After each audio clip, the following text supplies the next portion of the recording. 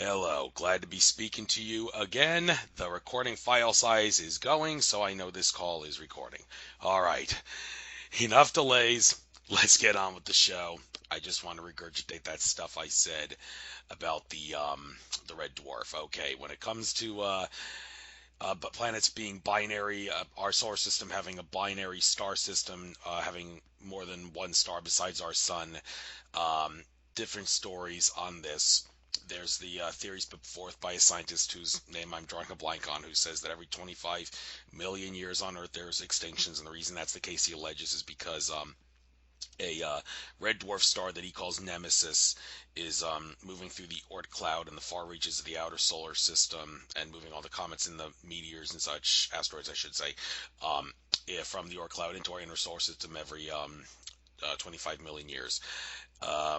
And yes, 25 million years. Yeah. And there's another theory that there is a second star in our solar system that's actually behind our sun. We can't see it. It's alleged because, as George Kavasilis has said, and others, that it orbits the planet, the sun, I should say. This red dwarf star orbits the sun at the same rate that the Earth does, and it's directly behind the sun in relation to the Earth, like 180-degree angle, straight line. So we cannot see it because of that. Although Alex Collier, I have heard say, has asserted that you could see this red star if you were on Mars. George Kavasilis has said that this star that some people have called Nibiru, but I don't like that because that causes confusion with the planet Nibiru that Zechariah Sitchin has glorified in his book, The 12th Planet. George Kavasilis says this red dwarf star that's behind our sun that we can't see is a balance of the male energies. The sun being the primary male energy, and the second star being a balance of that, kind of like the Enlil Enki Sumerian myth, Cain and Abel too. That's all balance of male energies. Kavasilis has said that's in the mythology. So that's two different theories on where our binary star is, if there is one. So how can you make sense of all this stuff? Okay.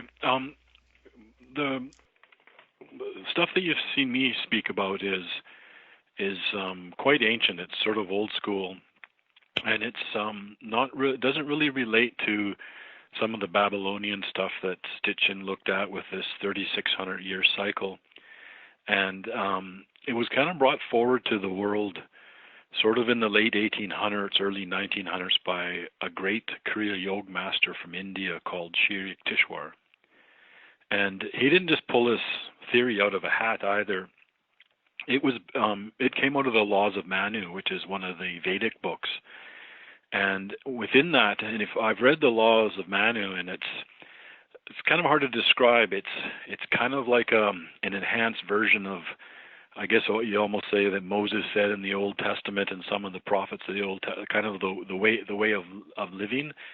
But it also has a discussion around our consciousness is rising and falling based on a binary star system, or that we belong to a binary star system, and that's really what's causing this rising and falling of consciousness that you see within the Indian Yuga cycle.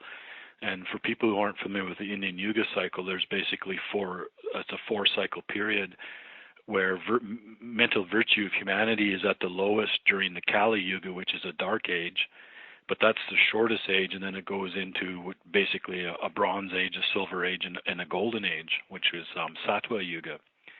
And if you really believe that human consciousness can be affected by the magnetics and the electrics of a sun, which I do believe, I'm a Buddhist, and much of my research is based around this.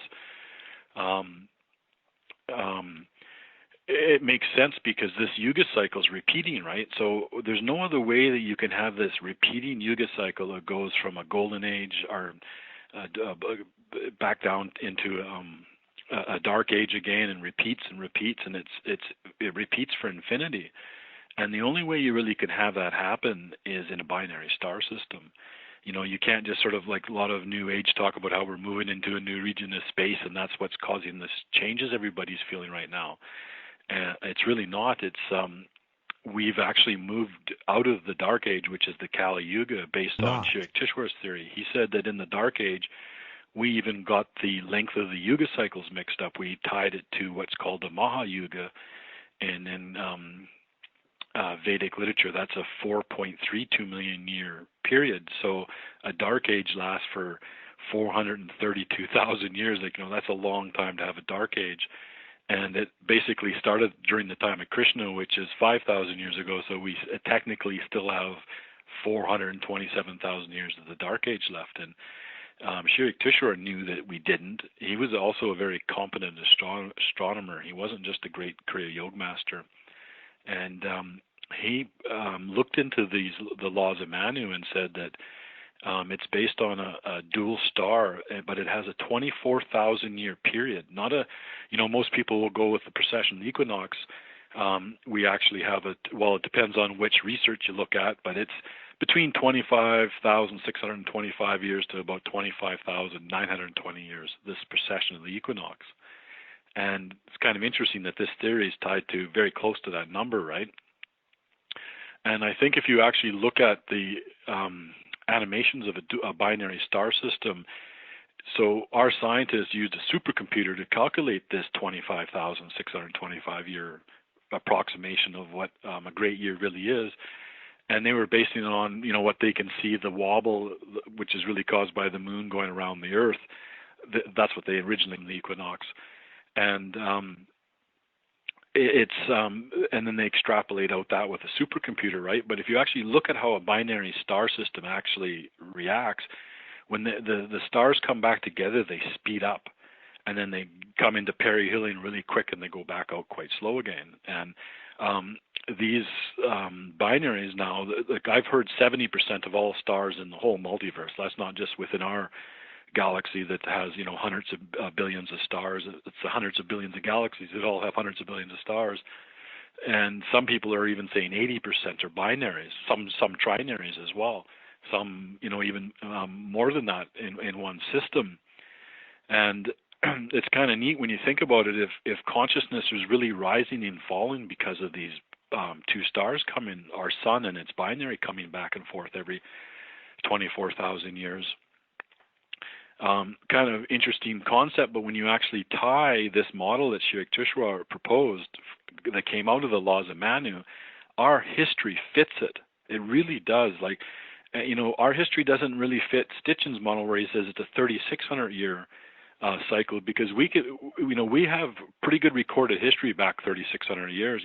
Some of the Chinese literature, the Japanese, the Indian literature.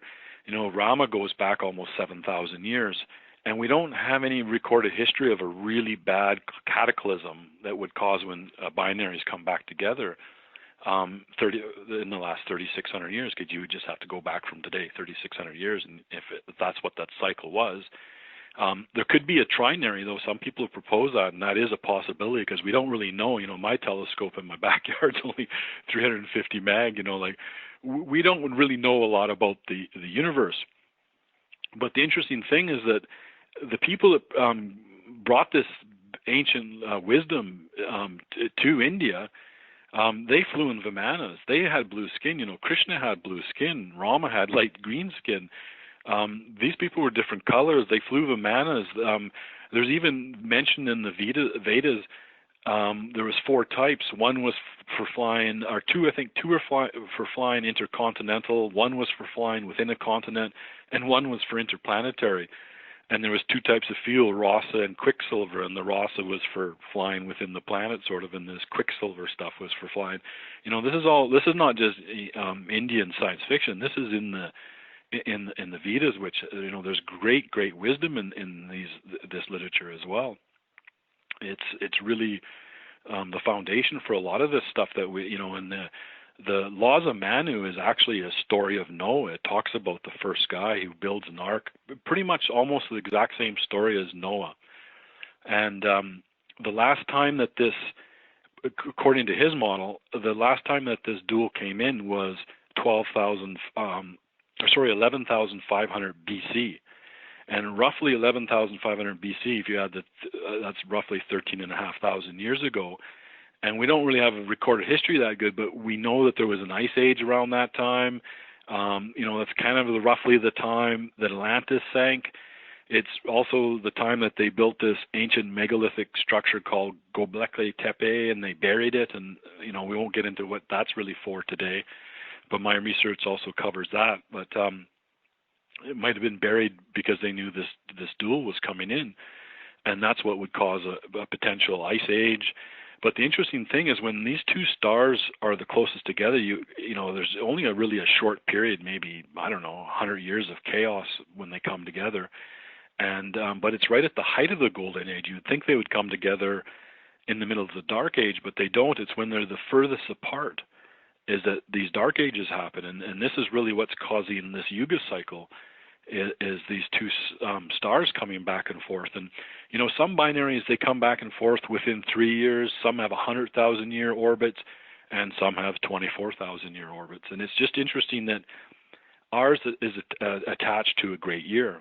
And I think that it's possible that we didn't do the right modeling if there really is a binary out there with our supercomputers, because they speed up as they come in. And when we did the modeling, it was really for thinking of what we're measuring in the last 20, 30 years just by visibly measuring the skies, right, and watching that shift occur or recording the precession. But it slightly changes as these stars get closer and closer because they speed up. And so it kind of fits, and it's roughly, when probably the Ice Age happened, and when they were the furthest apart, was 500 AD.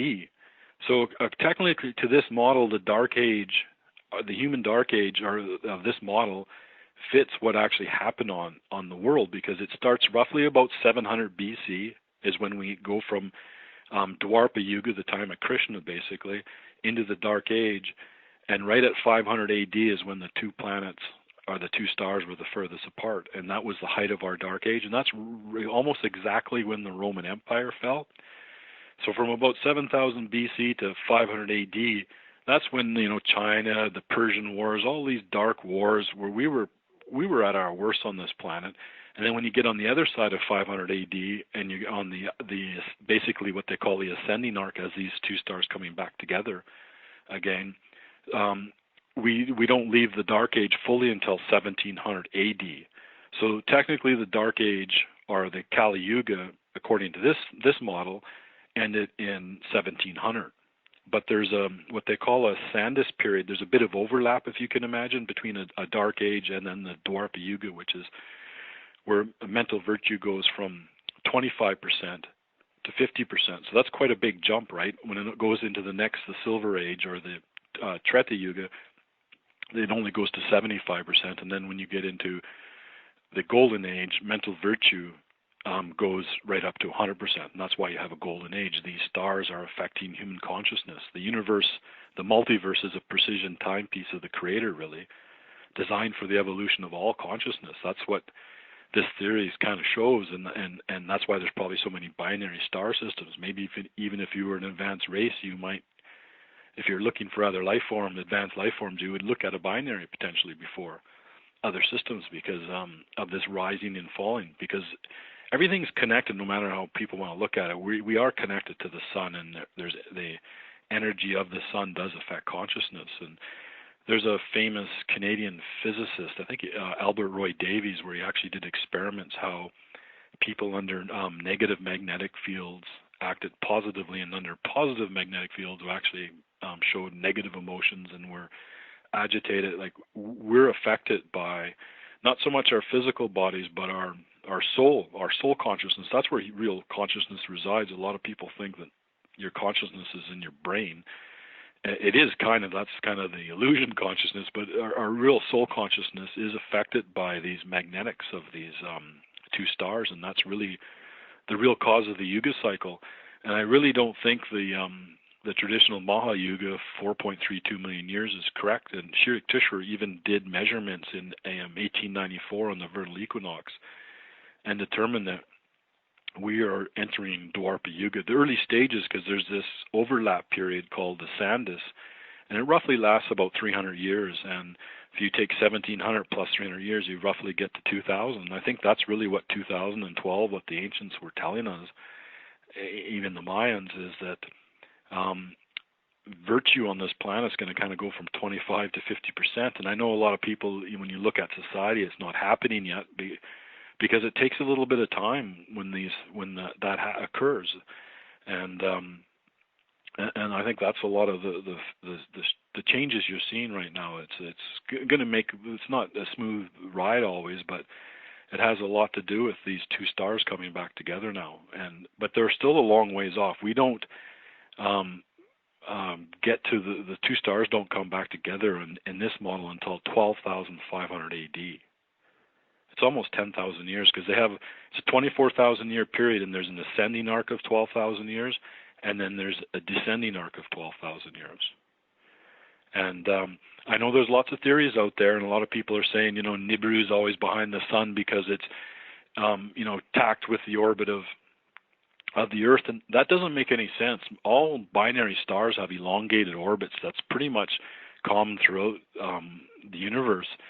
And so if you're on a planet in any of those systems, you're going to see it at some point if it's within your solar system. People shouldn't worry about it. Like, I've been seeing lens flares where it's in this perihelion state right by the sun now, coming on the internet for over 20 years now. People have been saying this, and then when their dates, it was supposed to be coming in for a kill shot this March. March is over in 2 days. It didn't happen again, and there's a reason for it. You're going to see this thing, years before it actually, by the time it's way out in Pluto, our sunlight of our sun's it doesn't matter if it's a brown dwarf, the sun would be reflecting off it by that time.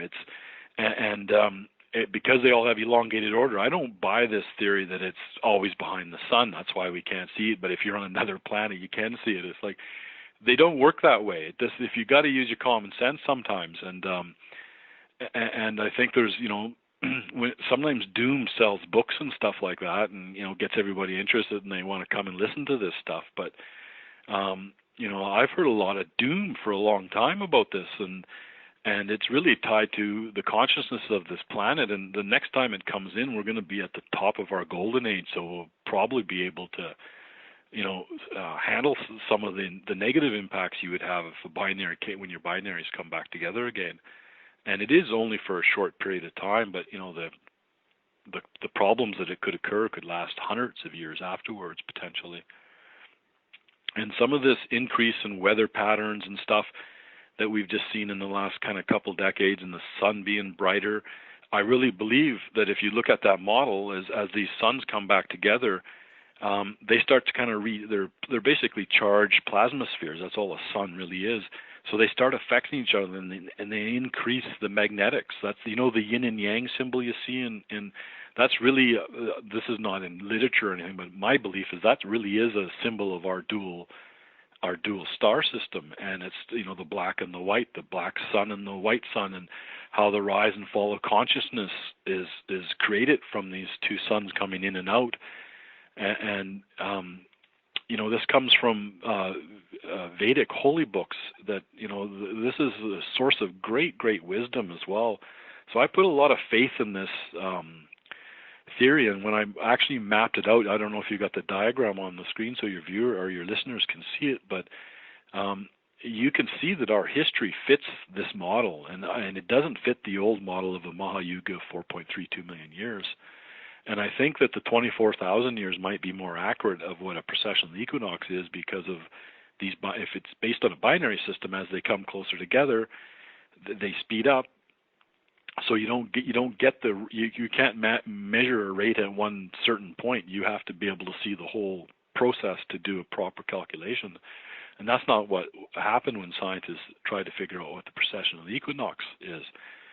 And then the other interesting thing is those Caltech researchers. I don't know what year they discovered, but they were looking at some objects beyond the Kuiper Belt that they all had different orbits, they all had different speeds, yet they were all facing one direction of space.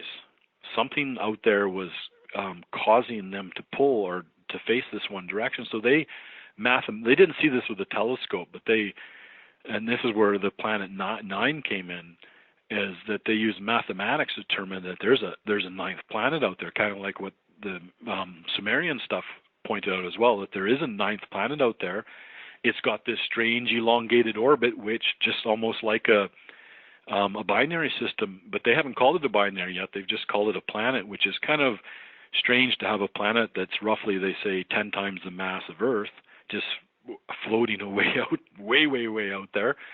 And when they did their calculations, they figure it has a 10,000 to 20,000 year orbit. So now we have modern scientists coming close to this 10 to 20,000 year versus this 24,000 year orbit that came from this ancient Vedic literature that came from people who actually flew Vimanas and could fly Vimanas between planets.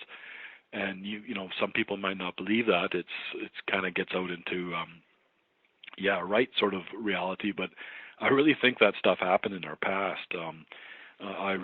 I'm a firm believer Krishna really lived, and so did Rama, and it goes back a long time.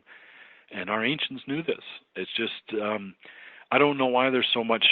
I call it disinformation. You get fear rise from it. You know, people get, you know, they get to get some time and some shows or whatever, or sell some books or whatever it is.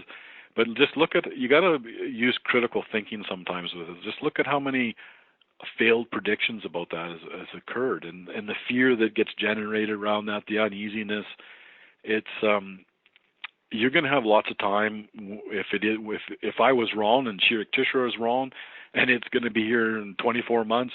You're still going to have enough time to see it come in. It's going to come in fairly slow. You're really going to see changes.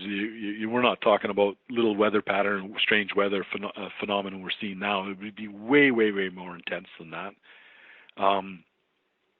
And you wouldn't be able to know where the safe, all these maps about the safe, obviously by a coast wouldn't be the safe place, but if it actually caused a pole shift or something like that, it doesn't matter how advanced you are and how many supercomputers, or even if you're an advanced extraterrestrial race, you wouldn't be able to fully predict the outcome of that, because it comes in at a different angle every time. We're in a different, the Earth is in a different position to the sun every time. Every time it would be a little bit different, and a lot of those what ifs. So it's you know, I wouldn't get too caught up about moving to a safe spot, and if it does show up, you're going to see it for a long time. It's just not, you're not just going to walk out one morning and everybody sees it. And you know, stop, you know, these lens flares with this sun and perihelion all the time. That's been going on for 20 years. It's not going to, the perihelion will not last that long, and that's all lens flares. That's all it is. And I'm not, you know, I've got a pretty good telescope. If I do see something funny, I'll give you a call and we'll do another show, and I'll say I've made a mistake, and so I think this ancient theory was incorrect as well. But it makes the most sense of all of them, and our timelines in our history, as far as we can go back, actually fit it. So it's I think it's worth people having a look at it as well, because it's tied to the precession of the equinox. That occurs. We have modern scientists saying that there's a ninth planet out there 10 times the size of the Earth with a 10 to 20,000 year orbit. And then we have these ancients saying there's a binary system out there that has a 24,000 year orbit. And by the way, it's what causes the Yuga cycle and the rising and falling of consciousnness. You know, I think there's more to this than I think this is probably the most complete theory I've seen, and there's actually a lot more to what Shiriktisha taught, but we don't need to get into that today, because that gets into the whole process of enlightenment and stuff too. But that would probably be a different interview. Yeah, now that you've brought all this up, now I have no choice but to make sure I include not just the stuff that George Cavazos and Alex Collier said about the one we can't see, and the other side's about the Nemesis thing. I'll make sure I have another show where I talk about the possibility of a binary star. I bring up all this stuff that you said as well to confuse the issue even further and give people stuff to think about. And since I mentioned that, just for the hell of it, I can't help but ask for two things. First of all, Andromeda Council contactee Tolek back in 2011, he was saying that his contacts told him that there is actually a brown dwarf that was moved into our solar system by ETs between Venus and Earth, and we can't see it because it's cloaked with something, and we're getting really far out here. But who said that one? Tolek, the Andromeda Council contactee. Yeah. And by the way, also want to point out Santos Bonacci, before he lost his marbles and became the poster boy for the flat Earth theory, he did used to believe that that our solar system, sun, and the Sirius star system are in an orbit with each other. And obviously, if that's true, that gravity is not the only force that's causing that, and mainstream science is concealing from us the Yeah. real forces that make the systems around the universe orbit. And also, some have said the Pleiades star system is also in an orbit with us as well, and as Sirius too. Excuse my coughing.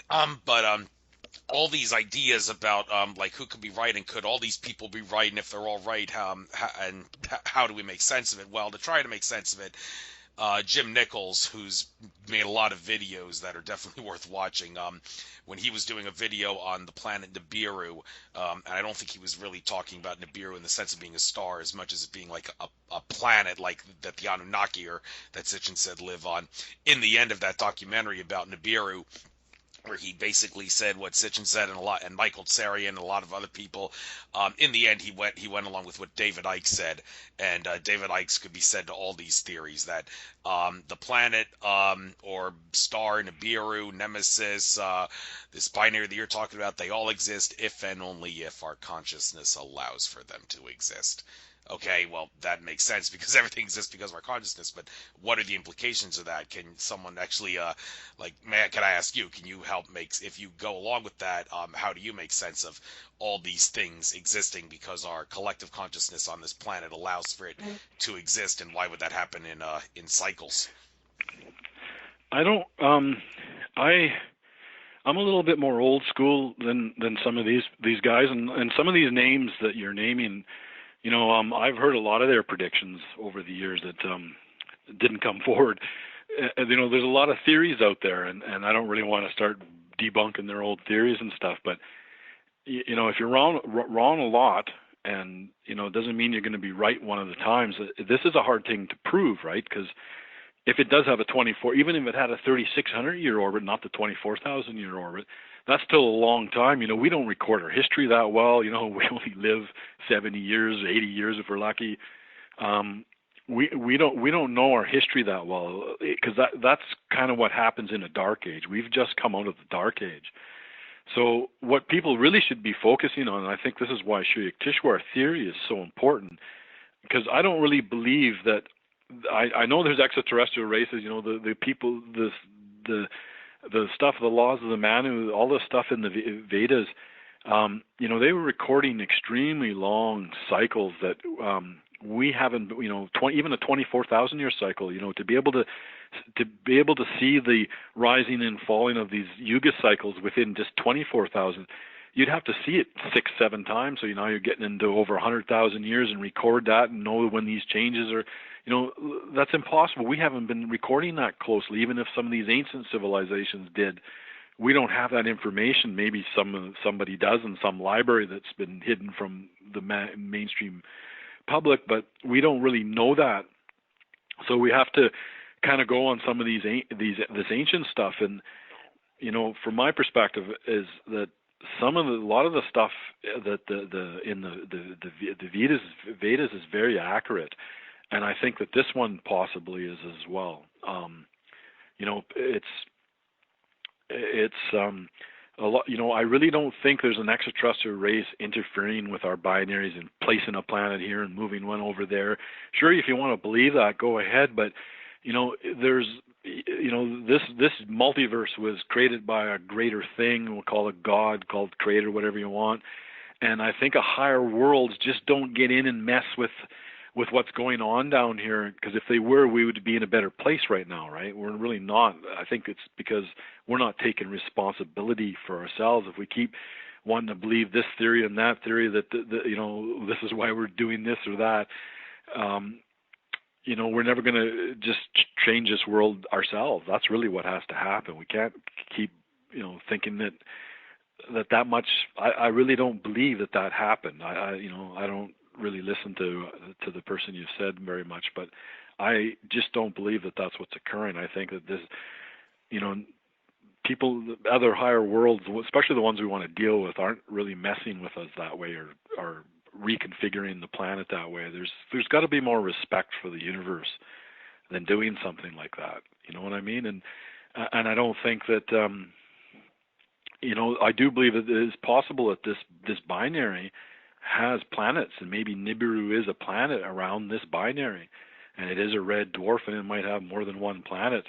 It would kind of be hard to live on a planet with a red dwarf because there's still a lot of energy coming off them. Though the magnetics and the electrics would be immense because there's a lot of plasmic energy there still, right? There's a Well, lot of actually, mass still there. since you point that out, I don't interrupt people much, but hey, since you say it would be hard for life to exist on there, there's a lot of people that say, oh, no, you're mistaken. You're believing mainstream science bullcrap. In reality, and this is not me talking, this is John Lear talking. When I interviewed him, he claims to have known a whistleblower who said stars, they're not powered by nuclear fusion. They're actually electromagnetic and also scalar energy in nature, and they are hotspots on a universal electromagnetic web of consciousness energy that transfers energy to the planet. So there's no such thing as a Goldilocks zone. Whether or not a planet can support life has nothing to do with the planet's distance from its central star, because the planets have their own He's consciousness. probably right. Yeah. That's probably very, very accurate, actually, because it's I think that what we think of what suns are we're going to learn a lot more about that, and the effects of plasma on human consciousness. It's in these ancient documents. It's why there's a Yuga cycle in the first place, I believe. But Shirik Tishro said that he felt that it wasn't going to be until the next Treta Yuga that sort of mainstream science would catch up, because a lot of this stuff it's in the woo zone, right? It talks about etheric energies and how it affects soul consciousness.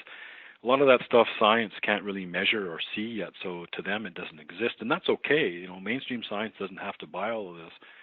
But I think we really are in a binary system, and I think binary systems are kind of the magic of the multiverse. They're there to help the evolution of consciousness, because our dark age is only 1/4 of what our golden age is. So in this model we have roughly over 9,000 years of a golden age, and the dark age is roughly only 24,000 or 2,400 years. So and we've come out of that, and we've come from basically 25% the effects of these two suns to a 50%. That's the biggest jump we'll experience between all of these different Yuga cycles. And I think that's really what's causing the sun to look different. Some of these weird weather patterns, spiritual people to look deeper, and sort of dark people to be more dark. I think that's kind of part of what this shift has been occurring. Is in 2012 we fully moved out of this Sandus period, which is that 300-year overlap period between the Dark Age, the Kali Yuga, and the next and Dwarpa Yuga. Because in his model, you don't just go out of Kali Yuga straight into a golden age. You go back through Dwarpa Yuga, which is I guess you could call it a Bronze Age, and then a Silver Age, and back into a Golden Age. But virtue basically doubled, kind of, in the last, sort of 100 years. That's why I think you've seen a lot of changes, even though, the world's still got a lot of problems and stuff, but we have come a long ways. Women get to vote in a lot of countries now. It's, we are changing. We still have a lot of things to change yet, but it's a lot better than it was back would have been in the dark ages of Europe, right? It's Right. And want to get into some of these, some of the specific dates we've recently seen and how this ties into this big chart here. And for those that didn't catch the beginning of the show, maybe I just want to point out I'm not actually going to upload a picture of Sheldon to the show banner. I'm actually going to upload that picture that he sent me. Thank you, Sheldon, again for sending me that, of the circular chart about the cycles through time. And as we go along the show, you folks can all listen to that.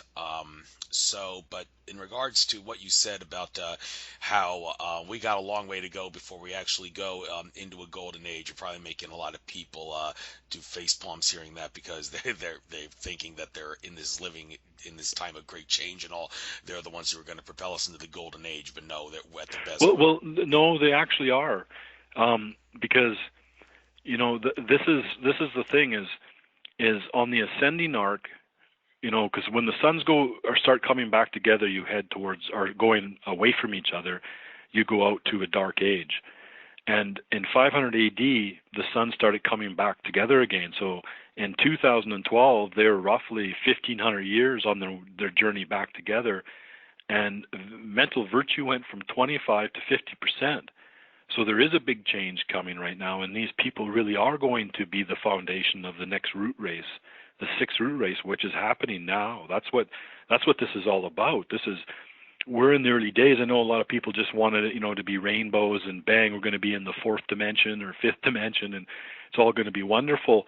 But I think that if you look at this model in the past, when you go way back into sort of the time of this Manu and time and Noah and stuff, people used to live 900 years, 1,000 years. Like, a lot of times we think it's just crazy biblical stories or whatever.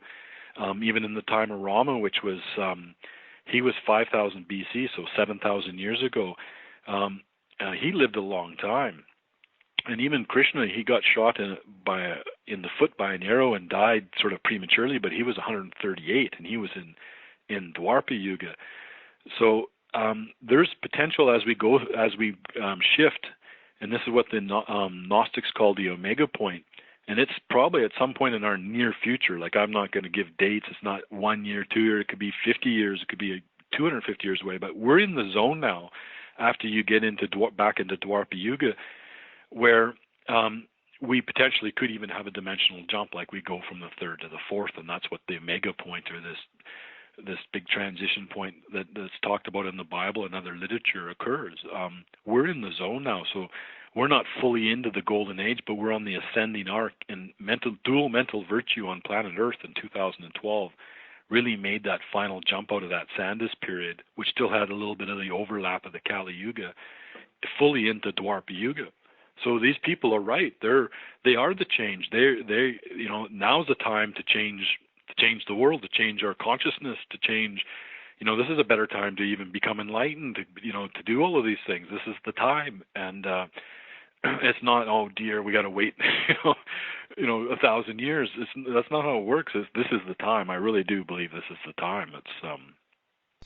Well, those that had things to say about the significance of the 2012 Mayan Calendar end date, and also some like a little bit over a year before then, would say this has to be a transitionary time into that. I mean, at the very least, because just look at what's alleged to have happened on those days by Jim Self. In my interview with him, he gave a nice abridged version of what he talked about in some other interviews about how the three dates 11/11/11, 12/12/12, and 12/21/2012 are three hotspot dates that led up to he explained the different things that happened on those dates and why he specifically chooses those dates, and the numerology doesn't make that understandable, but he said that on 12/21/2012, time, the fourth dimension, ceased to exist, or we transformed into the fourth dimension officially, because time ceased to exist on that day, as the Archangel Metatron proclaimed that no being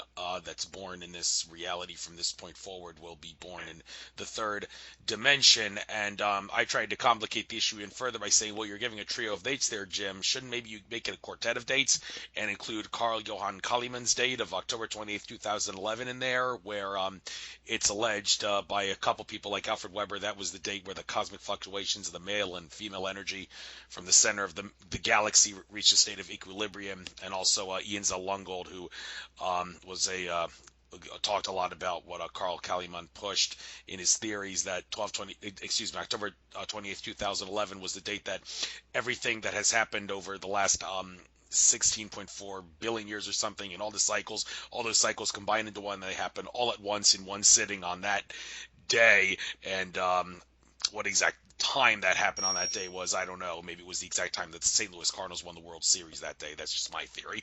But that's what that's basically what's the best explanation you can give, is everything that happens all at once in one sitting at one time. And the audience was like, huh? And Ian Zellungold said, well, that's the best way I can explain it. Sorry if that doesn't make sense to you. But how does those dates, that quartet of dates, okay, well, I'll go back a little bit, because we'll talk about the Mayan calendar first, because there's some really interesting things. You've probably noticed by now that I've done more research on this stuff than a lot of people. But the interesting thing that a lot of people missed about the Mayan calendar, I'll just explain. You can talk to quite a few Kriya Yoga sages, and they'll tell you about a guy. I think his name was Hognan. And he went basically to the west, I presume in one of these Vimanas, flying machines, and brought the great Indian calendar to the Mayans.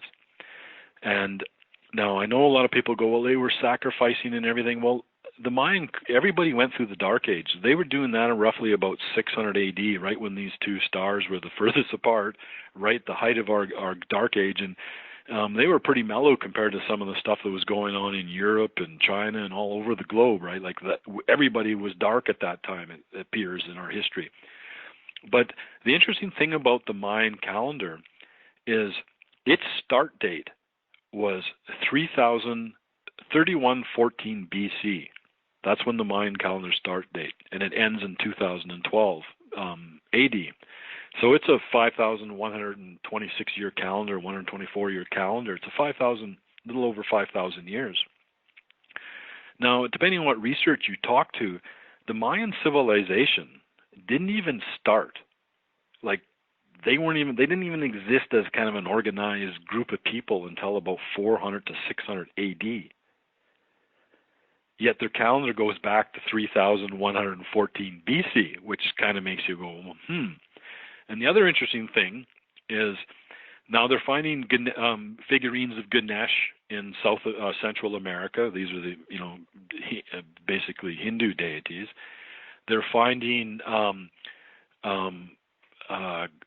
villages in Mexico celebrating Rama and Sita festivals in Mexico, and this goes back ancient, like this goes back a long time that they've been doing this.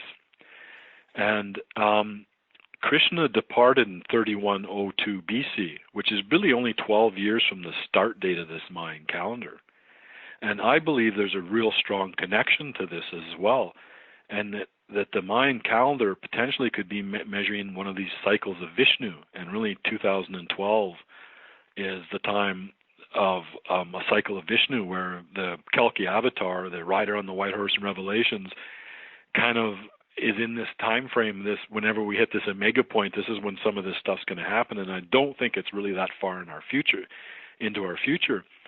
And we have this other site in Alberta called OMAC, and I talked to the researcher because I realized this thing could predict eclipses just like Göbekli Tepe and Stonehenge and all these other megalithic structures, and we can go into that another time too. But that's a lot of my personal research is based around how eclipses affect human consciousness as well, and how it was tied into a lot of these megalithic structures. Like, why do we have 4,000, 5,000, 7,000 year old megalithic structures that can predict lunar eclipses within a 98.98% accuracy? Like, that's kind of mind-boggling, right? These devices can. I've shown in one of my interviews how they actually did that. So, and if you study the Mayan calendar, they talk about the end. They don't talk about the end of time, and that's what all the people focused on. We're all going to change dimension. The Earth's going to end. There's all doom. Sell some books, get everybody into a place of fear. And the Mayans talk about the return of Bolan Yoktai, and he's the white-skinned god from the sky. Flies in a Vimana, I guess. And it's the same in the Hopi prophecy. Pahana is another white-skinned god that comes from the sky. And this OMAC medicine wheel, which is really not a medicine wheel, it has a calendar. It's the oldest calendar in the world, is actually in the prairie of Alberta in North America. It has the oldest device calendar. And I asked the researcher, I said, could it be plus or minus 200 years? And he goes, that's exactly what it is. It's 5,000 plus. So it's potentially, like, I don't have the proof of this, but that calendar could be, these ancients went all around the globe and built these devices and gave it to these ancient civilizations. And they were trying to tell us about this date. And it's kind of still an important date, is that we mental virtue, if this model is right, and I believe it is, and you have to use your own heart and your own critical thinking and your own soul to really feel it, but there's a change happening, and it's not really all positive, because there's going to be people that don't understand this. There's always kind of a dark element that sort of wafts over into the next Yuga.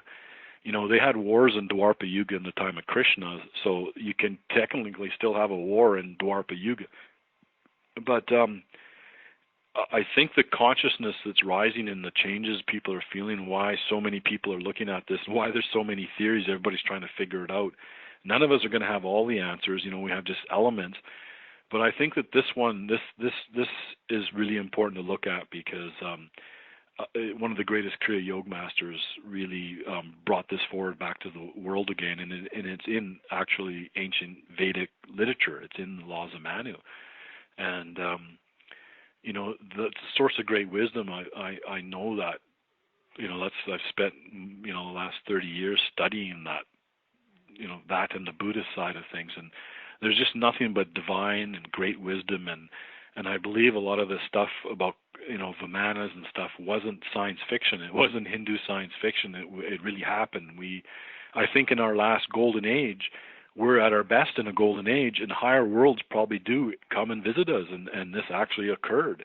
We were just in the last 2,400 years coming out of a dark age, so you don't really get higher worlds. You get grays and reptilians and negative things, but we're going up. Every day gets better on the ascending arc, and people should look at it that way, because I think that this man was correct. I really believe he was, and it kind of synchronizes with my research as well. I think he was right, and I think that the true answer about our binary is actually in the Vedas, and it's been there right in front of us the whole time. Yeah, I think there's definitely truth to the Vedas as well. A lot of people say, well, that's religion, and the only thing religion is good for is brainwashing. Well, no, this is an exceptional case where the religions were designed to contain great elements of truth in them, and not specifically stuff that was just made up by a control system that wanted to enslave humanity at the time. The religions form after these great masters come, and then that's when things get goofy. I think that, but when you go right back to the source of some of these documents, there's really is great wisdom there, and I think he's right. I really do think that we are fully into Dwapara Yuga. We're out of the Sandus period, and that's why there's changes. That's why the sun's changing. That's why consciousness is changing, and they taught the Hopi call it the fifth sun, and I think that that's what we're seeing, the emergence of the fifth sun, and maybe there is some kind of dimensional change. As these suns come back together, there's every day gets better in terms of mental virtue. So we've got a long time of that now, so we should try to focus on that and back to that, create the world we want to see rather than live the world somebody else wants us to live, right? Like that should be the real message, and understanding this real Yuga cycle and how it's tied to a binary star system. Yes, and we talked about the precession and how it ties into this. There's another type of precession that some have said is happening. Well, Santos Bonacci, I bring him up again. Everybody knows him now as the poster boy for the bullcrap flat Earth theory. But before he lost his marbles, he was also talking about, aside from how we're in orbit with the Sirius star system, how also the Earth goes through another type of precession of the well, I don't know if you can call this a type of precession of equinoxes, but it's another type, unlike the one that we usually think of, where the pole of the Earth, like a top, wobbles in a complete circle once every 26,000 years or so. There's another precession where just picture a basketball like with a needle, and the basketball just rolls over and the needle is the North Pole. The needle rolls down towards the ground, and then eventually, like, the needle would break if you did this in reality, but let's say it didn't, and just rolled the ball around, and the needle is now where the South Pole could be said to be, and then it goes back around to its North Pole ordinary position. That type of precession, Santos said, lasted 2,160,000 years. And what's really interesting about that number, it's 1,000 years multiplied by the amount of years that one zodiacal age would be. Your chart here says 2,000 years approximately, but a more accurate estimate, some assert, is every zodiacal year is 2,160 years. And Santos asserts that, before he became a flat Earth guy, that the 2,160,000 years to do like that whole big long rotation. It even said this is why we have ice ages. He doesn't believe that anymore, but that was just something he pointed out. So if that is true, how would that tie in, that crazy much longer precession, with all this stuff here?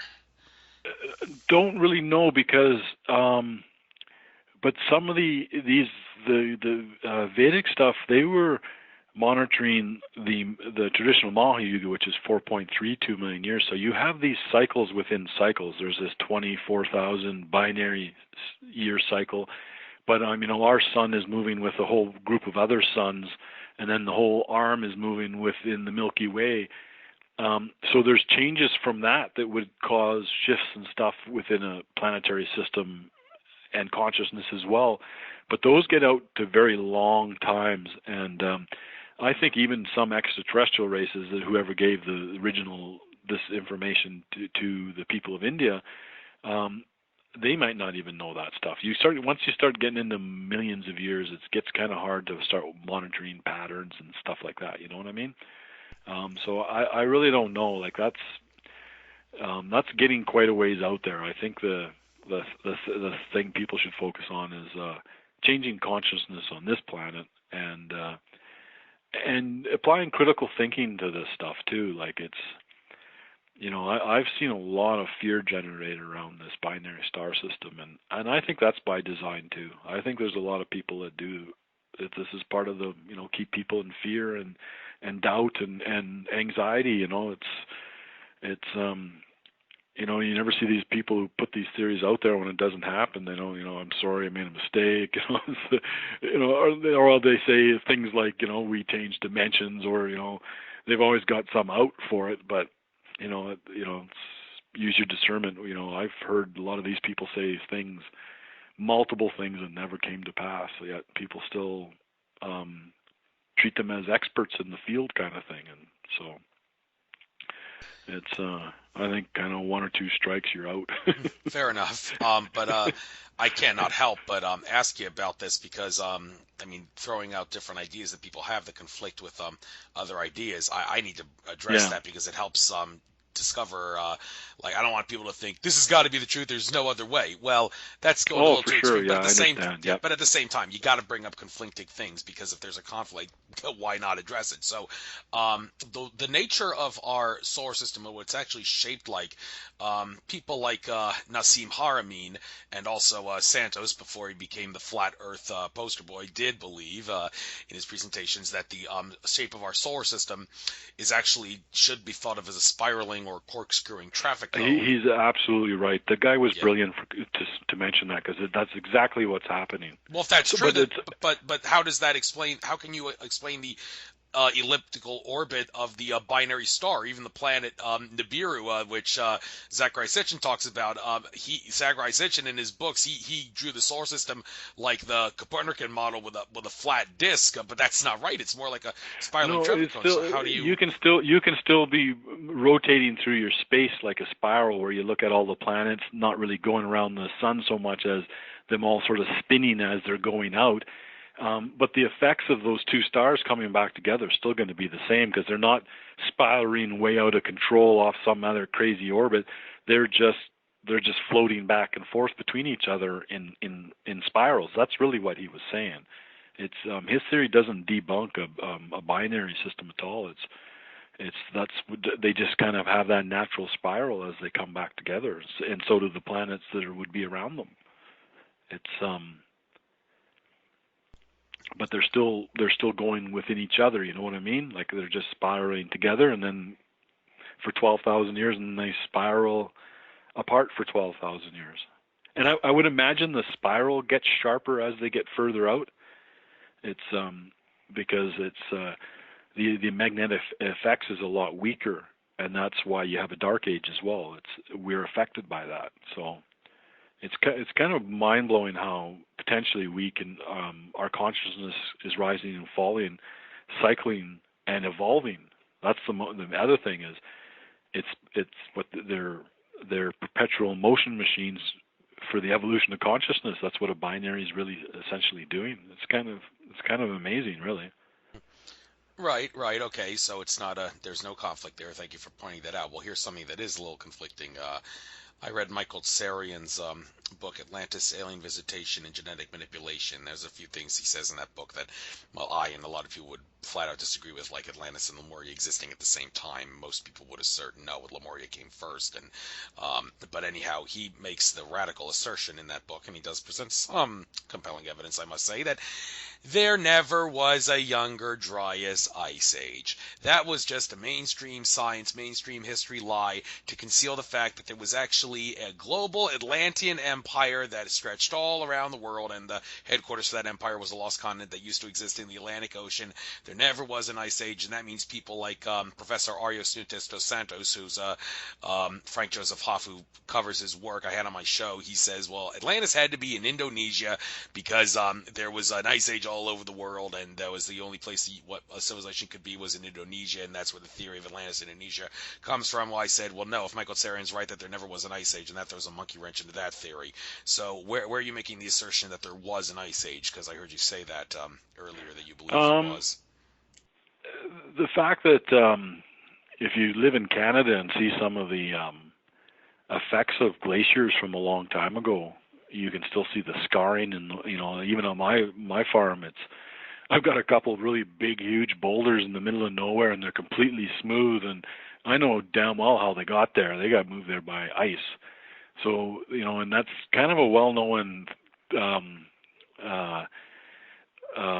idea, but it could have been caused, the ice age. Like if you think about it, if the binary, because 13,500 years ago is roughly when they say this ice age occurred, and they used to think it was kind of a long period, and now more recently some scientists are talking about a fast freeze and a fast thaw, where they find mastodons with food in their mouth frozen solid, they kind of died while they were eating. Is that if the binary came in 13,000 years ago, and we had a pole shift where the old ice age would be in some place warmer, and that ice cap would quickly melt. And what happens when an ice cap melts? You would have a quick flood. You would have like the pre-Atlantic, you would have a flood. So some continents would not be there anymore, and some of them might just disappear because of the shift, right? Like it might be like a crustal displacement, and you wouldn't even know where the safe place is. One continent could literally sink under the ocean in one day. Like that's how they say Atlantis disappeared. That is a possibility. And then what would happen is where the new poles were, right away they would be freezing, and then the snow cap would build, and then they would start reflecting sunlight, so the heat couldn't be absorbed, and then a new cap would build up, and the sea levels would decrease again. So it kind of, there's too much evidence in Russia and Canada to say there wasn't an ice age. I really believe there was an ice age. But it's like, it's one of those things that science doesn't have all the answers, and alternative theories don't really have all the answers as well. But it's we'll never really know a lot of this stuff for a long time, probably. The exact what happened, but Right. And also, you talk about how the Vedic texts should be taken literally in regards to their descriptions of Vimanas. Well, like I said, a lot of religious texts shouldn't be taken literally because they're designed to maybe brainwash or spread disinfo in some regard. And one thing that seems to tie in with this whole cycle thing, or may tie in if there's truth or not to it, is the biblical prophecy of sorts that says that in like 1,000 years we will move out of physicality. The Bashar, E.T. contacted Bashar, well, Darren Ankle, who channels Bashar, when I addressed him, well, when are we going to move out of this, like, meat suit dimension and have, like, crystalline bodies and all that? And he said, you will remain in physicality for another 1,000 years, and that time you'll move in and out of different densities. And when I interviewed Tolek, I addressed that with him, and he said he tried to address that with someone himself, because I asked him about that, and I was like, well, you said we're going to transform in January 2014. Why do you make sense of this remain in physicality 1,000 years thing? And he said, well, some woman I spoke to who he didn't want to name said that's just a biblical thing. And I'm thinking, okay, well, maybe the powers that be had a say in manipulating the Bible, and they just threw that in there to get people to think New Age stuff. I'm just hypothesizing that. I don't know, but have you heard anything about this? What do you see happening in 1,000 years based on cycles of time, consciousness, and your chart? I see that there's, in the short term, there's the kind of the awakening's only starting. Like, a lot of people can read and go on the internet all the time and say, I'm awake, but I mean, actually having fully conscious, more enlightened people. I think we're still kind of early days of that, and there's still probably going to, could still potentially be a war. We still have, kind of ruthless rulers running the world. I think short term still could be bumpy, but I think we really are on the early days. We're entering the stream of the golden age. We're not into the full-on golden age, but we're on the ascending arc. We've entered the stream of the golden age, and every day gets better. And it doesn't really matter when the transition happens. Live for today. Become enlightened now. Live for today. Stop worrying about when this date's going to happen or when first contact's going to happen. We have to stop chasing these things all the time. That's kind of why I've even brought this information forward, because I've heard all these theories. I know all these names you're dropping. I know what they've said and what hasn't come true. And, I think some of it's designed to keep us off focus. We're in a zone now where we all can become enlightened a lot easier. We can be changing the world a lot faster, and we're not when we're sitting around on our hands all day listening to all of this stuff. This date's not going to happen until this date, so hang tight. Or, how many times have you heard that? And Nessera, aliens are going to come and give us a bunch of money. That's all we need in the material obsessed world is a bunch more cash so we can go out on a big spending spree. I've heard it all. It's not, a lot of this stuff's not spiritual. Like, we're spiritual beings living in a physical world, and if we want to really change the world, we have to start changing now. And I think kind of the New Age community has been hijacked in some ways. We've just got so many theories and so much stuff, and so people who really should be focusing on becoming enlightened and changing the local community and living in the bliss, they're racing around worrying about all these different theories that half of them don't ever come to pass. And higher worlds, I don't know for sure, but I'm pretty sure there's some limits to what they can tell you. And some of these people are getting way too much information. Like, if they want to help us so much, send us the codes for the cure of cancer so kids can stop dying of cancer or something. You know what I mean? Enough of this. We got some money waiting for you, and we're going to show up soon, or like all of these theories. Nibiru's coming next month. Stock up on supplies. We're all focusing on the wrong things. People don't have to listen to this message, but we really are. And I've seen it for 30 years. This has been going on for 30 years, and I've seen every theory. And for me, I believe that Sri Yukteswar was correct, and his research really ties into what not just my research, but some of my own experiences. And I think that's the path we should be going. We should listen to some of these ancients again. Outside the religion, you don't have to become a Hindu to understand some of the great things that Krishna was teaching and stuff. But that's one of the things about this. You said about religion. If you really get to the essence of what these ancient people were teaching, it was all about enlightenment and the good stuff. It wasn't really religion. It was about empowering yourself, lifting your own consciousness, attaining your own enlightenment, and living in your own bliss, and create a better world from that space, and create a better life for everything. And we get pulled away from that, I believe, by design. I believe that's why it's so twisted, and there's so many theories, and there's so much uneasiness from this stuff, because a lot of it's kind of doomy, right? Like, if you went out and bought supplies every time you saw the infamous perihelion pictures of Nibiru, it's there, where you see the red sun, we would all be broke because we would have went out and bought supplies so much. That's how many times I've seen that over a 22-year period. And, if you ever want to have a open discussion where you invite all of these people, I'll gladly come and do my debate and say my piece. Because I think these what's in the Vedas is correct. I really do. I think we're in a different zone right now, and I think that's why we're getting bombarded with so much disinformation. Is they want to keep it the way it used to be, and it's just not working anymore. It's slowly going to be less and less. I don't know if you've seen it in your own life, Andrew. Some people that were just totally in the matrix, if you want to call it, before, some of them are starting to step out and look bigger and think bigger, and it's even some of the more rigid people are changing, because the suns are coming together again. We're on the ascending arc. We've entered the stream of the golden age. It's going to get better. Slowly but surely it will get better, but we all have a part to play in that. And if we're all caught up chasing theories and waiting for galactic salvation or waiting for Nibiru to come or waiting for this date or waiting for that date, we're missing about living in the now. Like Jesus said, even, he was a great avatar as well. Like, don't worry about tomorrow, for the day will take care of itself. He was talking about the power of now. Like, we gotta change where we're at right now, rather than, get bombarded with this stuff, because it's, and as new young people starting to come into trying to expand their consciousness and learn this stuff, they get caught into these same traps, and they might be caught into this fluff. I call it fluff because that's most of it, all it is.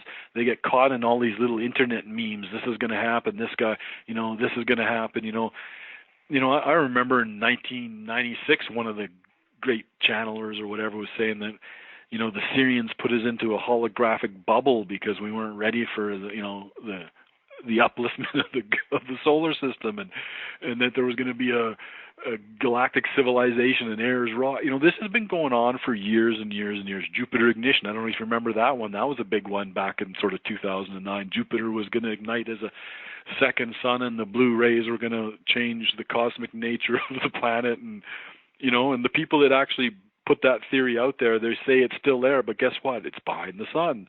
It's back to the galactics are keeping it behind the sun and cloaking it with a ship.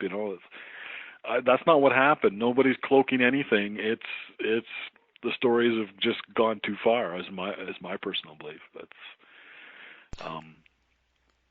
okay.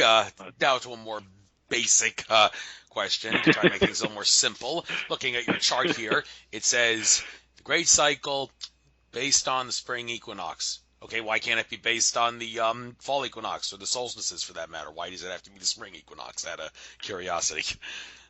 Oh, that's just when he did his measurement. He did his measurement in 1890 something, and during the speaking, he was trying to find the star that correlates, or a couple stars, to try to determine where we are actually at in the model that's proposed in the laws of Manu. So that's why he went by that. Okay, thank you for that. So it's just his reference, just his reference point. Okay. Moving on to more things going on in the more upcoming future and how it ties into this. The planet Pluto, I still say it should be a planet. The Sumerians believe that too, and the way it has big influence in astrology, many would say it definitely deserves to still be called a planet and not a Kuiper Belt object, as mainstream science says. But Pluto and Capricorn going on until that solar eclipse is supposed to happen on April 8th, 2024, which is the day after I'll be 38 years old, by the way. And it's been said that that's like the same time Pluto and Capricorn is supposed to come to an end, signaling the destruction of everything that is not in humanity's best interest. But considering that we're not due for a golden age for a long time, one has to think, okay, well, that's a bad way of wording it, because things that are not standing in humanity's best interest to become a golden age are still going to be getting destructed or whatever, for what would have to be for another couple thousand years.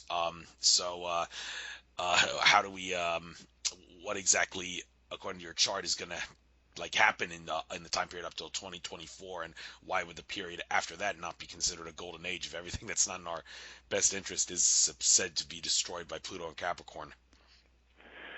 I think you're talking about now the effects of sort of more local astronomy, which, consciousness is affected by positions of planets and stuff like that, but that's on a more very subtle level. And I think the effects from the binary is a little bit more, but it's kind of just a slow constant, because it changes very slowly. It's a 12,000 year period each way. And virtue goes up a little notch every day when you're on the ascending arc, as these suns come back together. So we're fully out of, if we've come out of this Sandus period in 2012, and this is the other interesting thing, is right after 2012 we get into 2014 and 15, and bang, we get a tetrad.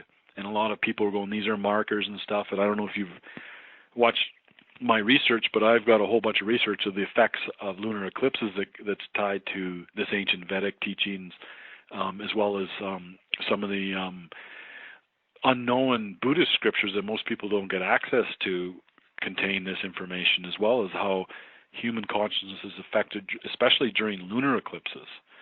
And so we get these four tetrads, and then we get this where Jupiter moves through Virgo, where it's basically repeating what's said in Revelations, and then now we're entering a triad of lunar eclipses, and that's pretty rare. Like astronomically, those are fairly rare events. That many in that, so they're markers. But they're kind of markers back to this higher consciousness. We go right into Dwarpa Yuga. We get into 50% mental virtue. Well, if it's affected by the energy of these two suns coming together, that's the energy we're feeling. I think that's why we're getting storms and a few more earthquakes, a few more volcanoes. They're always it's probably going to even increase as they get closer and closer. They're affecting each other, but they also affect consciousness in a positive way. So, people like to look for negatives, but, I think that we're heading into positive things, but we still have to create it. And we won't create it if we're not focusing on individual enlightenment. I believe that's our each and every individual's God-given right to live in the bliss, and changing things, not chasing things anymore, but actually changing things. And I think we've been bombarded with all this disinfo for a reason. I believe it disinfo. What I'm saying could be disinfo.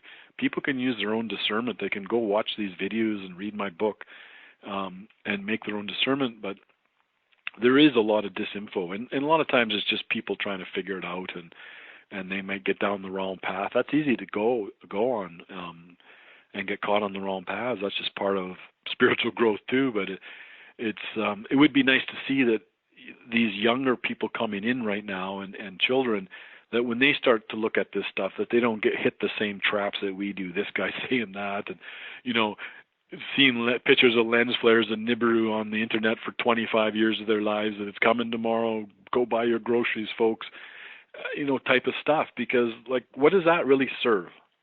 It serves fear, it serves uneasiness, and some people might get a lot of hits on their YouTube channel and make some money, but I often wonder what it's really serving, and the people that have been disseminating it and stuff.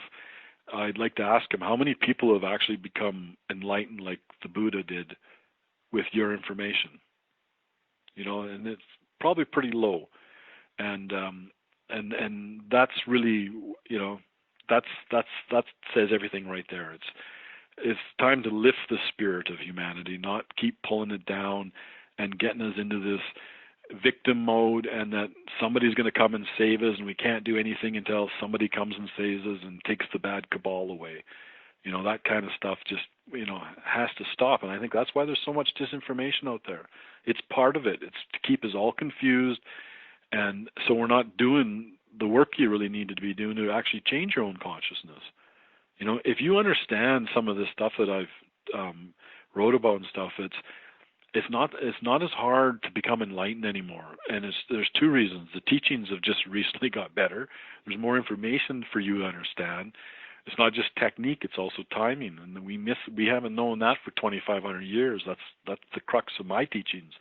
But it's not just that. It's we really are in a better part of space. It really, like, these suns have come together. We're fully into Dwarpa Yuga. We should seize the moment. And how do we ever seize the moment if 99% of the population of the planet don't even know that, because they believe this is going to happen or that's going to happen? Or I think Tishwara was right, and I think that that in the future more and more people will know this. It's just, you won't be able to deny it. But it's going to be a long time before they find this binary. I believe it could be a couple hundred more years before we know where it's roughly at. If the Caltech guys are looking at the same object, roughly where it's at, so maybe we will see it sooner. But it's roughly still 10,000 years away from us.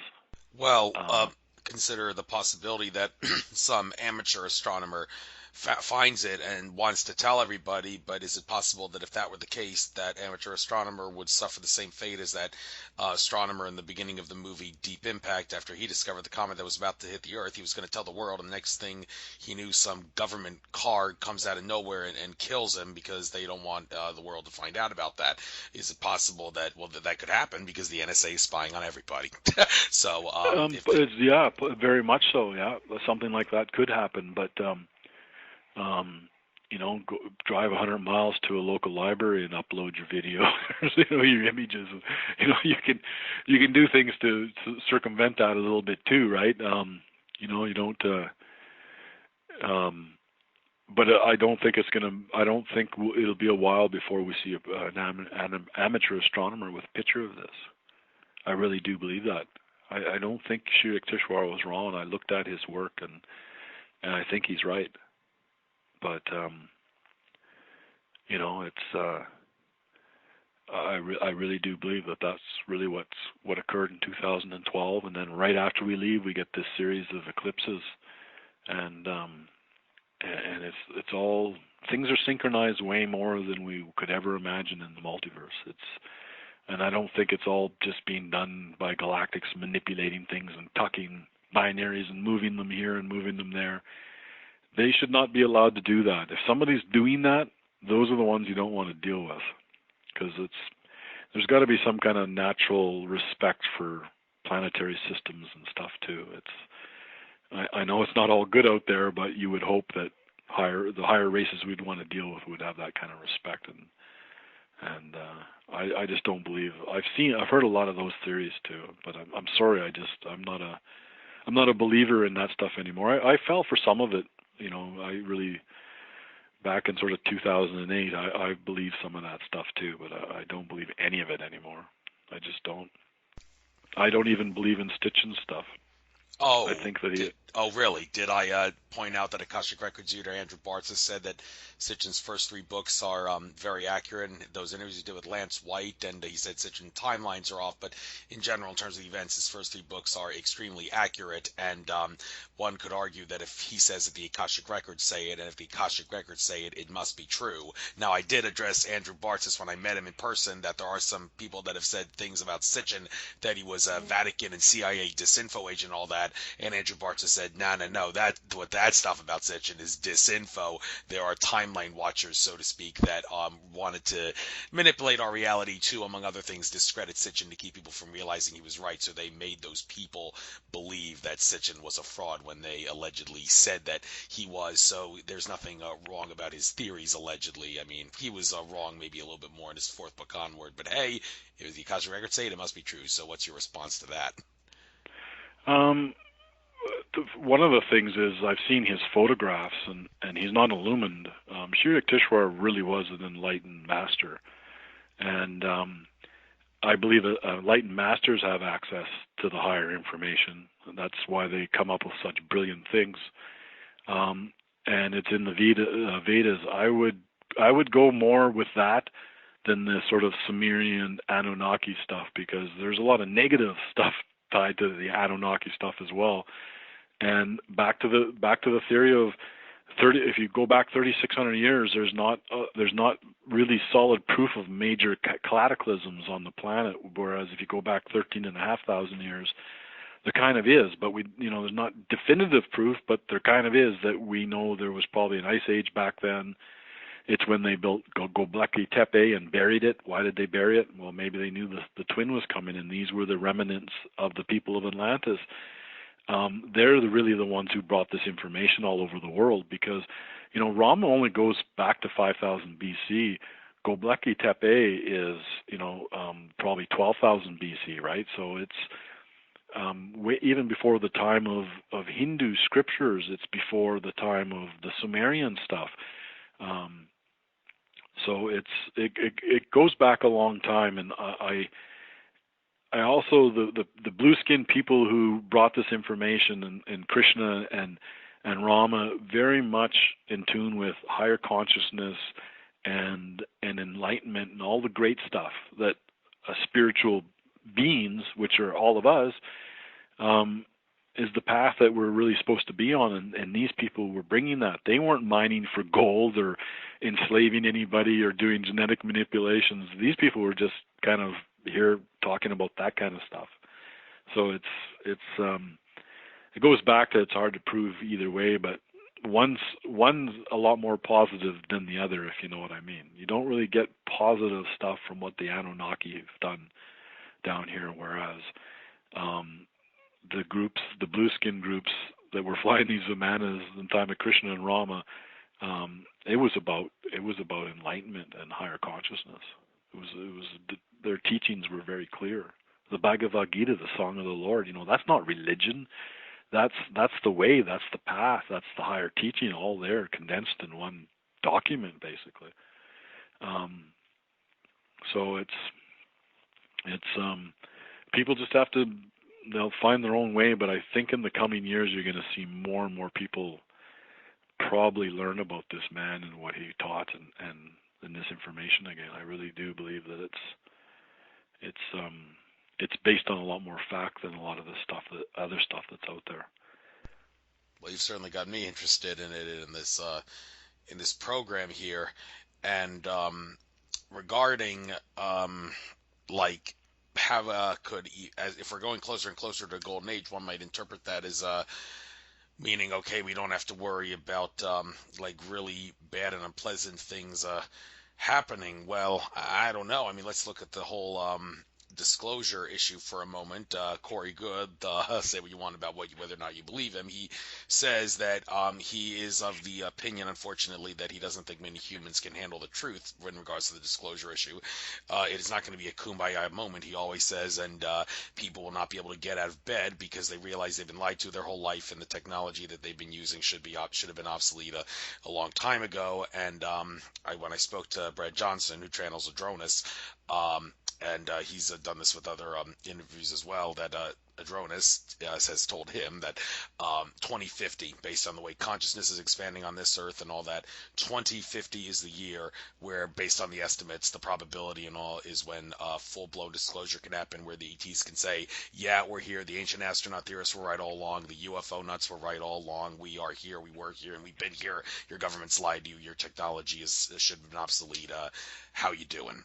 That should happen around 2050, he asserts. So that's going to cause a lot of unpleasantness in people realizing they've been lied to. So, and even that, so, well, I'll let you talk now. I'm not going to say what Andrew Bartis has said about that. But yeah, it's what do you have to say about unpleasant things happening as we get closer and closer to a golden age?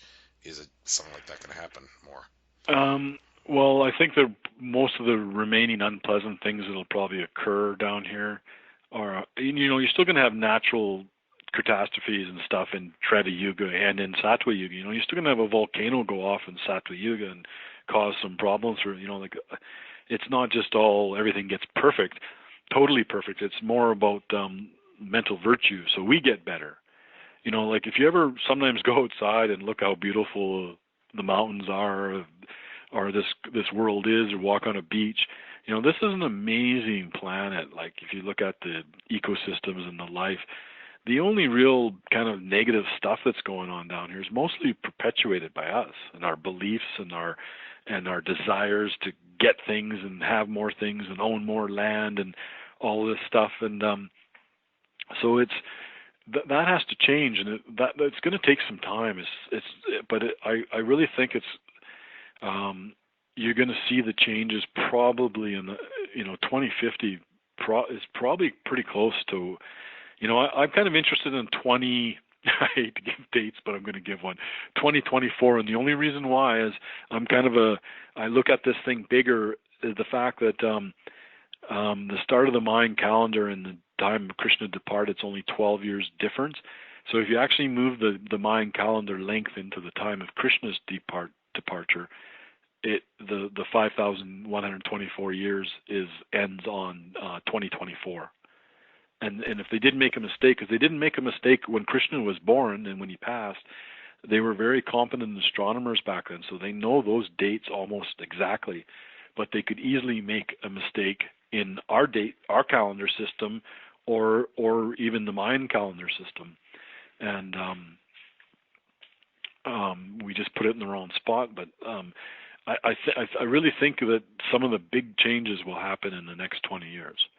You're going to see some of the old systems collapse. Like the way the media, the fake media and stuff, you're going to see that even collapse even more.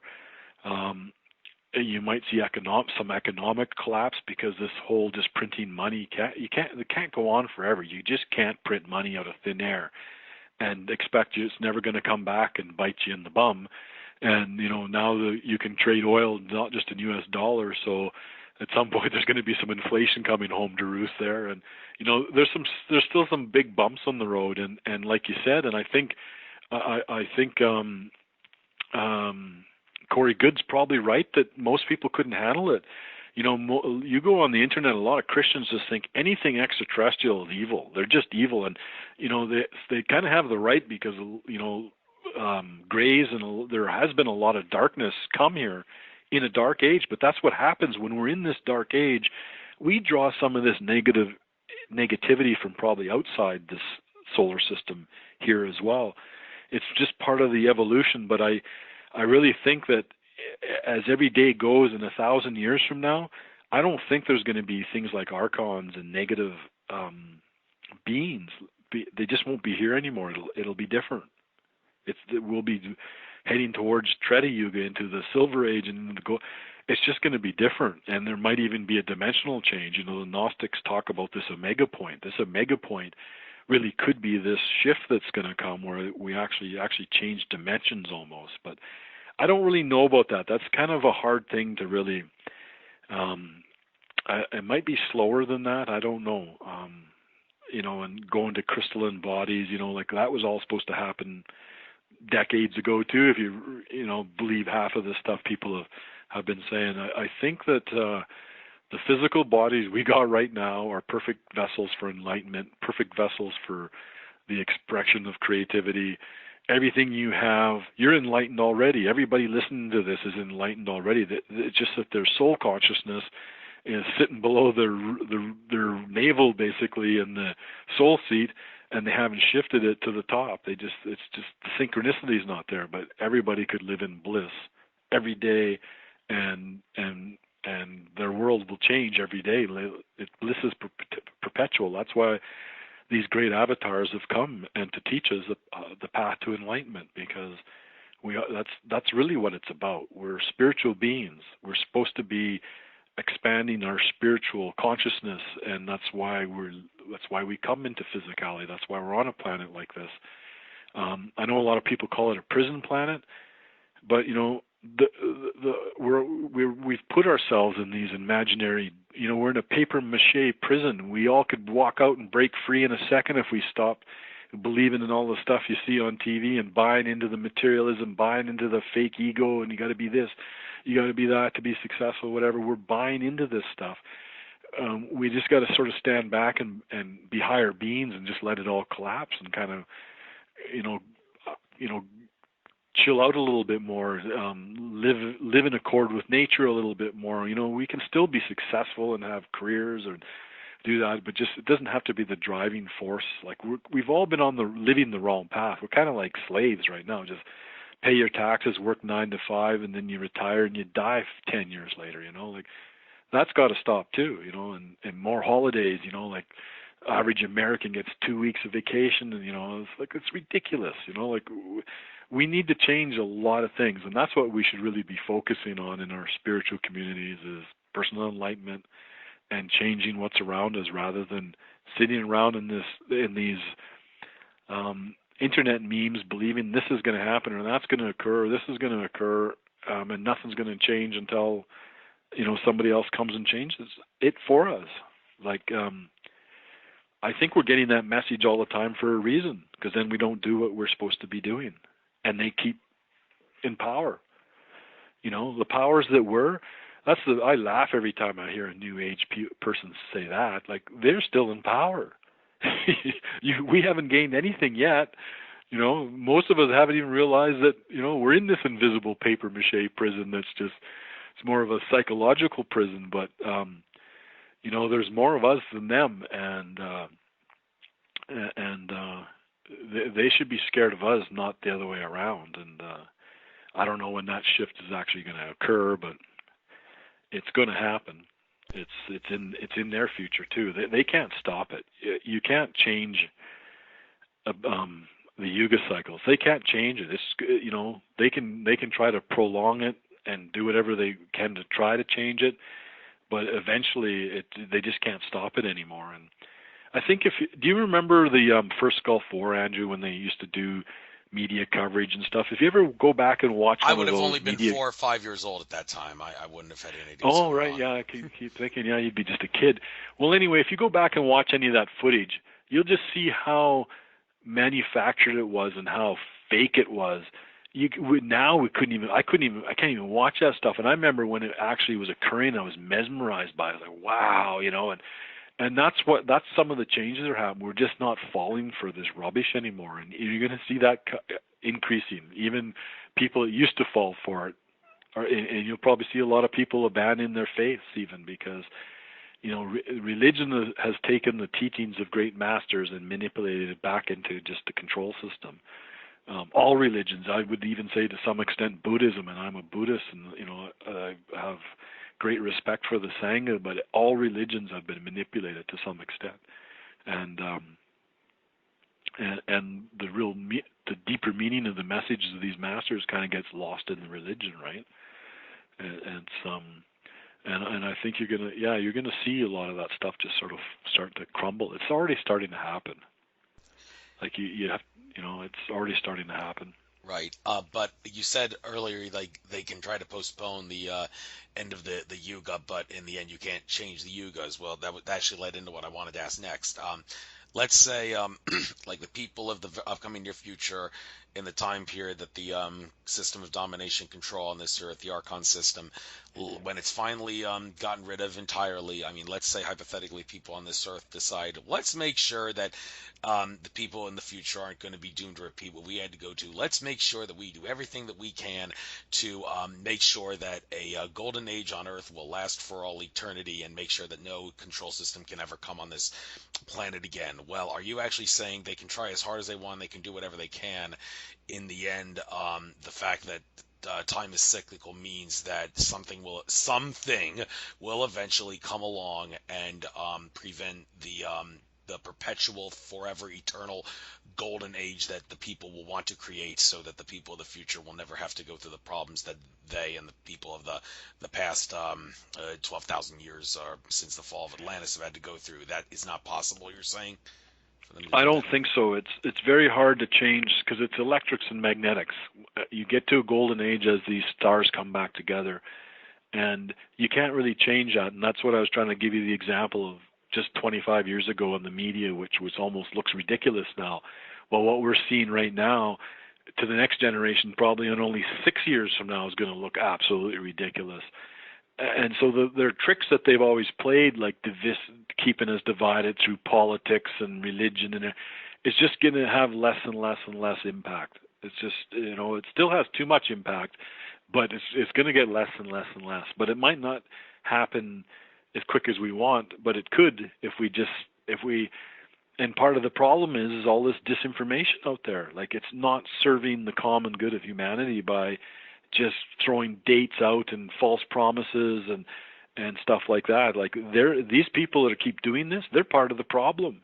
Like, a lot of the stuff that I knew and wrote in my book and just recently brought forward, I've known this for quite a while, and I didn't openly teach it because of all the goofy stuff on the internet and all these, like you've probably interviewed half of these guys.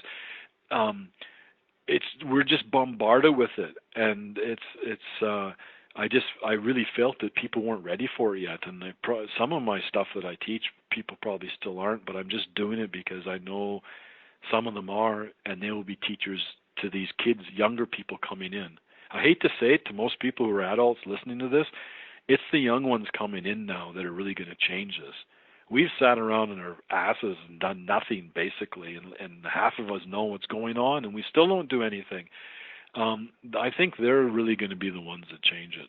I think this current generation are just going to have to live through it, and some of them will be strong and help pull other people up and to get through this this next phase where we're heading towards, where the old has got to kind of collapse. It's going to collapse.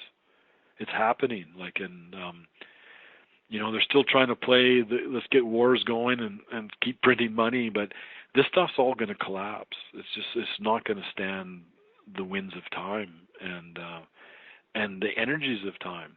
They're not, literally, some of this type of energy is not going to be here in the future. It just won't be a comfortable place to be anymore. The planet's going up. And when we fall back into the dark age in the next cycle, we're not going to go back into hell again and create we might start cheating in Scrabble again maybe, but we're not going to go back again. We're going to hold the light that's what an ascending planet is. We're going up to the cycles, the effects will still be there, but it's just going to be a notch higher, I think. I think that we're not going to fall down again. I think this is what they could Hopi called the fifth sun, the sixth root race. We're the foundation for this next root race that's occurring, that's going to walk into the golden age, basically, and we're the progeny for that. We're the ones who are supposed to get it right and set it up for the young ones coming in. We got to do a better job at that. I think we're failing. Like it's the spiritual community is, it's I won't even get into that, but it's been hijacked just as much as the exo-political community.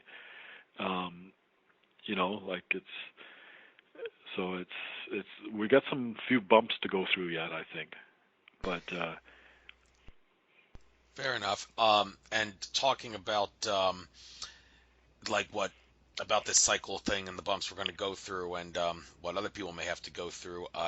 Just out of curiosity, how do you think, other worlds, would they be able to make sense of this same thing? Now, George Kavaslis, he was once asked, other planets have their own zodiacs. I mean, their skies would have to look different in terms of the layout of the stars, but they would still use astrology, and they would have their own zodiac and all. And he said, yeah, they would. So does that mean, if you were to go to another world and someone was able to make sense of the information that's depicted in this circular chart that you sent me, would they actually, the chart look exactly the same in other worlds? It would just have different names in each slot representing the... That's a great question, because I've thought about that. I didn't think anybody had ever asked me that question, I'm just making this answer up now. I'm not channeling anybody, or some blue guy in a UFO didn't tell me this, but the ratios could potentially be the same, because whoever gave this ancient information to the people in India that flew the Vimanas, these blue-skinned people, Krishna's kin, Rama's kin, or whatever you want to call them, because they weren't Hindus, they weren't Indians. These people had different color skin. They came from other worlds, so they probably know of the ratio, like this 4-3-2-1, where mental virtue is at 25%, and you get 1/4 of the dark age, and then so we get a 2,400 year dark age, and we get a 4,800 year Dwarpa Yuga, and then, you know what I mean, and we almost get a 10,000 year golden age. This 4-3-2-1 ratio, I think that could be similar in other binary systems, but it's going to be different. Like some of the astrology is going to be different, because they might have bigger stars, bigger binaries, so the electrics would be different. So you might get super consciousnesses in some, and some might have 100,000 year period binary where you get a very long dark age, 100,000 years going out. Can you imagine, and how far those suns would have to be apart? So you could really get deep dark times and then really bang on golden, so it's going to vary in other solar systems too. And then the stars that they're positioned around are different too. So the local effects from moons and planets and local stars would be different. So astronomy and astrology would be different on other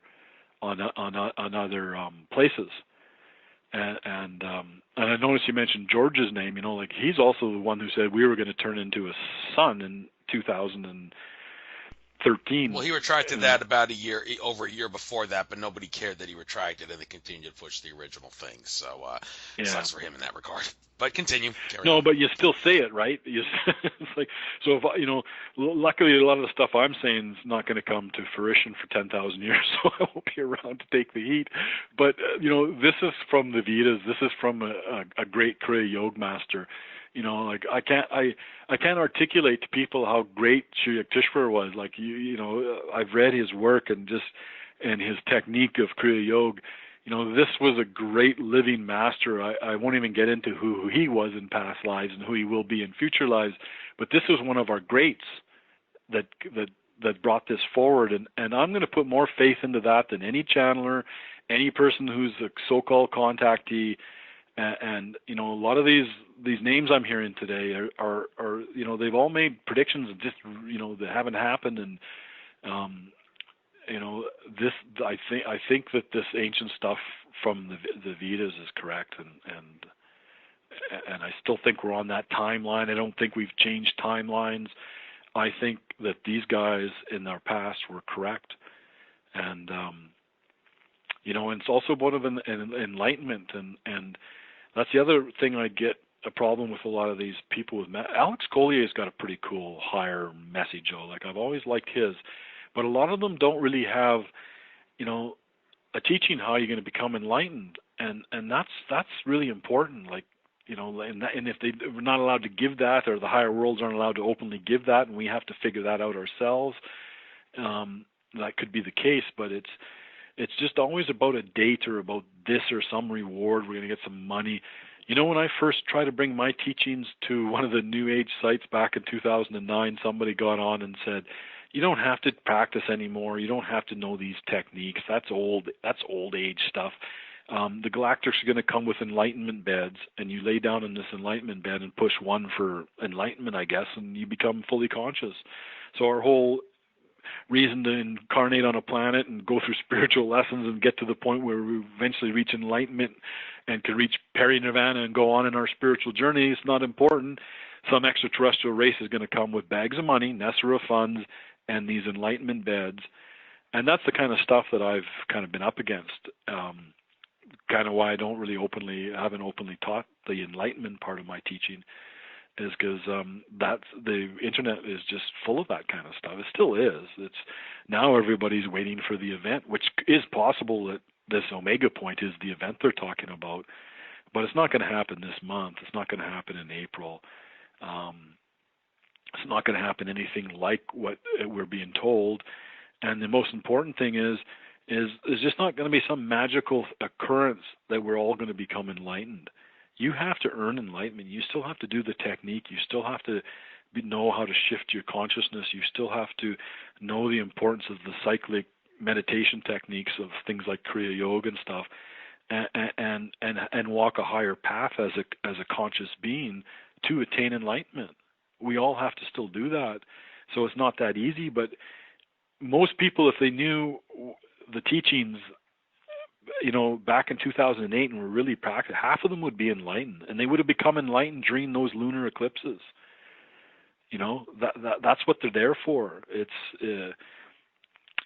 that's the whole thing about the Kala Chakra Tantra. Most people don't realize Shakyamuni Buddha became enlightened on a full moon night, but it was a lunar eclipse.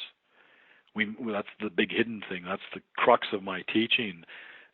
We miss that. It's why Göbekli Tepe and Stonehenge and the Nazca lines were all built. They're all there. You can predict eclipses with all of those devices, and that's why they were built. Our ancients knew this. They knew it. The ancient people who wrote the Vedas, the stuff from the time of Rama, they all knew this stuff. We knew this in our ancient past, and it's time to know it again.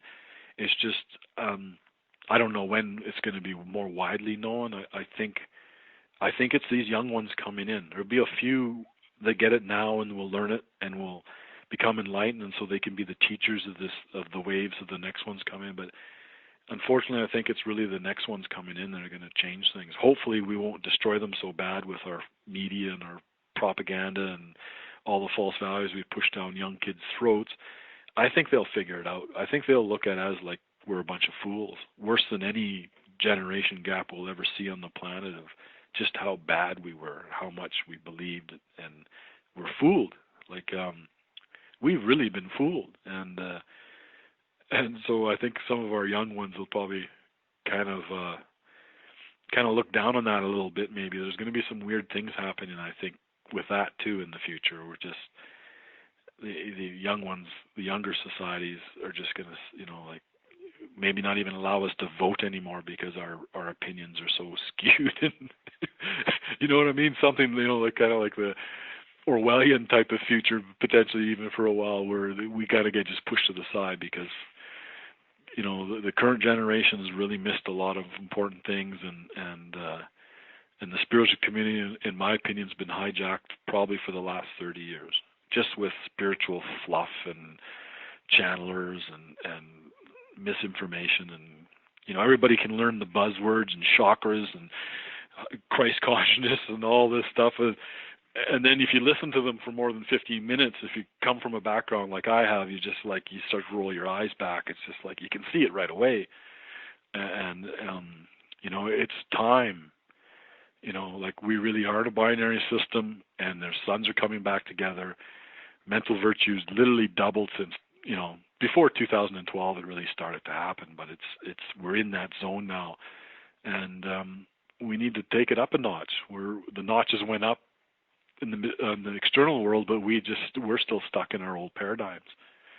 We're not going to break free of it until more people become enlightened and really empower ourselves again, and move away from, if any galactics are listening to this, they all should be ashamed of themselves for all this convoluted information we've got from them all. Well, hold on there. Let me stop you right there. You know what I said earlier about when I tried to validate Zechariah Sitchin, when you said you don't believe him, and I said, well, an Akashic Records reader said he's accurate and all, and like I said, the argument there is if the Akashic Records say it, it must be true. The only way the Akashic How do you know the Akashic Records say it? Because an Akashic Records reader can read it. Okay, exactly. And which reader did you go to? Anthony Bartz, you know what I mean? Who's about as like the best in the world when it comes to galactic history. So, but anyhow, I don't want to debate this so much.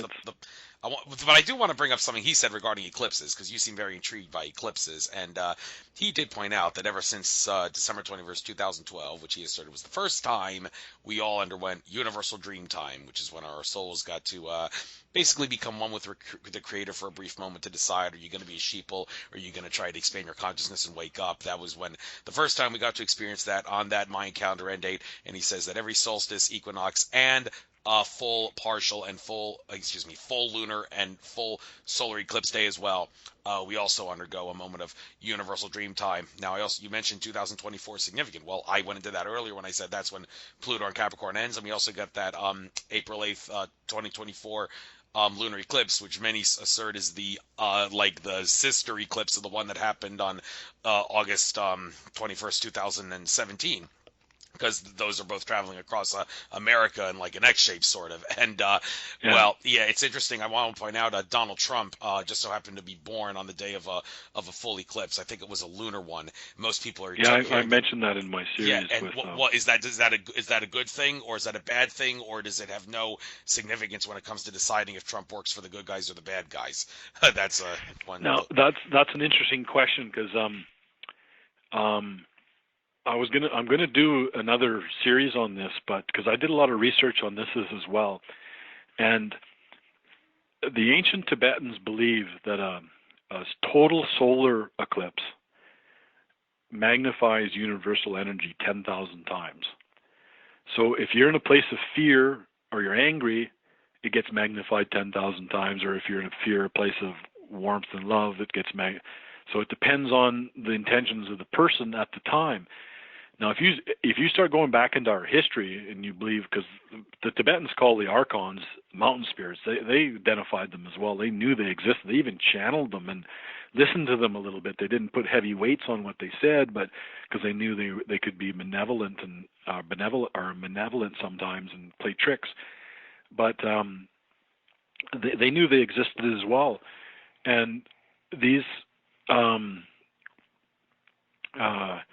the eclipses that have been occurring are part of the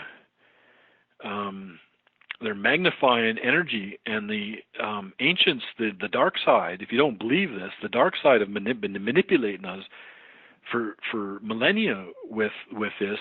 If you start looking in history, because an eclipse is a funny thing. It doesn't what occurs doesn't have to happen right on the day of the eclipse. It can be. You ever been in a smoky nightclub and you see somebody blow smoke in the, well, most people aren't allowed to smoke, but, and you see those, how smoke can go up into the air and do little circles and waves, and an eclipse, the energy after an eclipse is kind of like that. It swirls, it doesn't go away right away. It's kind of permeating and swirls around. And so a lot of times they do their little bad acts a couple days before a solar eclipse. And that shooting down in Florida just a couple of weeks ago occurred a day before a partial solar eclipse. Most people don't realize that, because all that despair from that gets magnified. So the other side knows this. And so sometimes people who are born, like I think Prince William is born during the solar eclipse, on the day of a partial solar eclipse. And some people have even said she was induced into labor. I don't think they could induce labor during the time Trump was incarnated, and he incarnated on the night of a solar or a lunar eclipse, which is different, and it signifies a better thing. Somebody who incarnates on those days is different. It's a time of enlightenment. They're kind of different. They're very different. So it could either be a really positive thing, or it could potentially be a negative thing. I kind of told people I felt it was a positive thing in the interview I did. Got a lot of negative feedback from that, because I knew I shouldn't have brought politics into spirituality, but I just wanted to say from a Vedic perspective that the fact, because the last incarnation of Krishna was a gentleman by the name of Sri Chaitanya Mahaprabhu. He was a sage that lived in like 1400s, and he incarnated on the night of a lunar eclipse, and so did your president. So there could be a very positive thing to that potentially. And when you look at some of the craziness in the world, even though, some liberals and stuff, he might look crazy, but he really might be there for a reason. I don't really know, but I kind of want to hope that, right? But kind of a counterbalance to the stupidity out there. But you just never know. But it is significant, and it is something to take note of. And in the past, it's been a positive thing when somebody incarnates during one. Well, that's all I can really say. I don't really know otherwise. Fair enough, as the old cliche goes. So I guess maybe one or two more questions, then we'll call it a night. So I guess. Well, I don't really know if I have any more questions. I think I may have exhausted my limit here. So I guess in the last few minutes here, you might as well get out anything you like, and your contact info if you want people to reach you, or if not, you're welcome to keep silent on that. I guess some people like to keep a low profile, but whatever. Yeah, I could. You can, if somebody wants to ask me a question, you can pass on my email to them or something like that. I don't mind.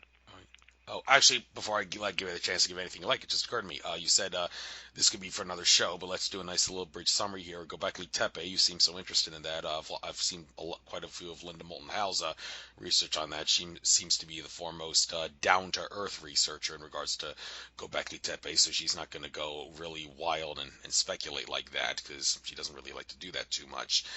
Yeah. But you seem a little more open to that in regards to how you speculate how these cycles work. And also, what do you have to say about Göbekli Tepe? Well, a couple interesting things, and I'll explain it quickly, is if you look at Stonehenge, right? Stonehenge was built exactly on the 51st degree latitude.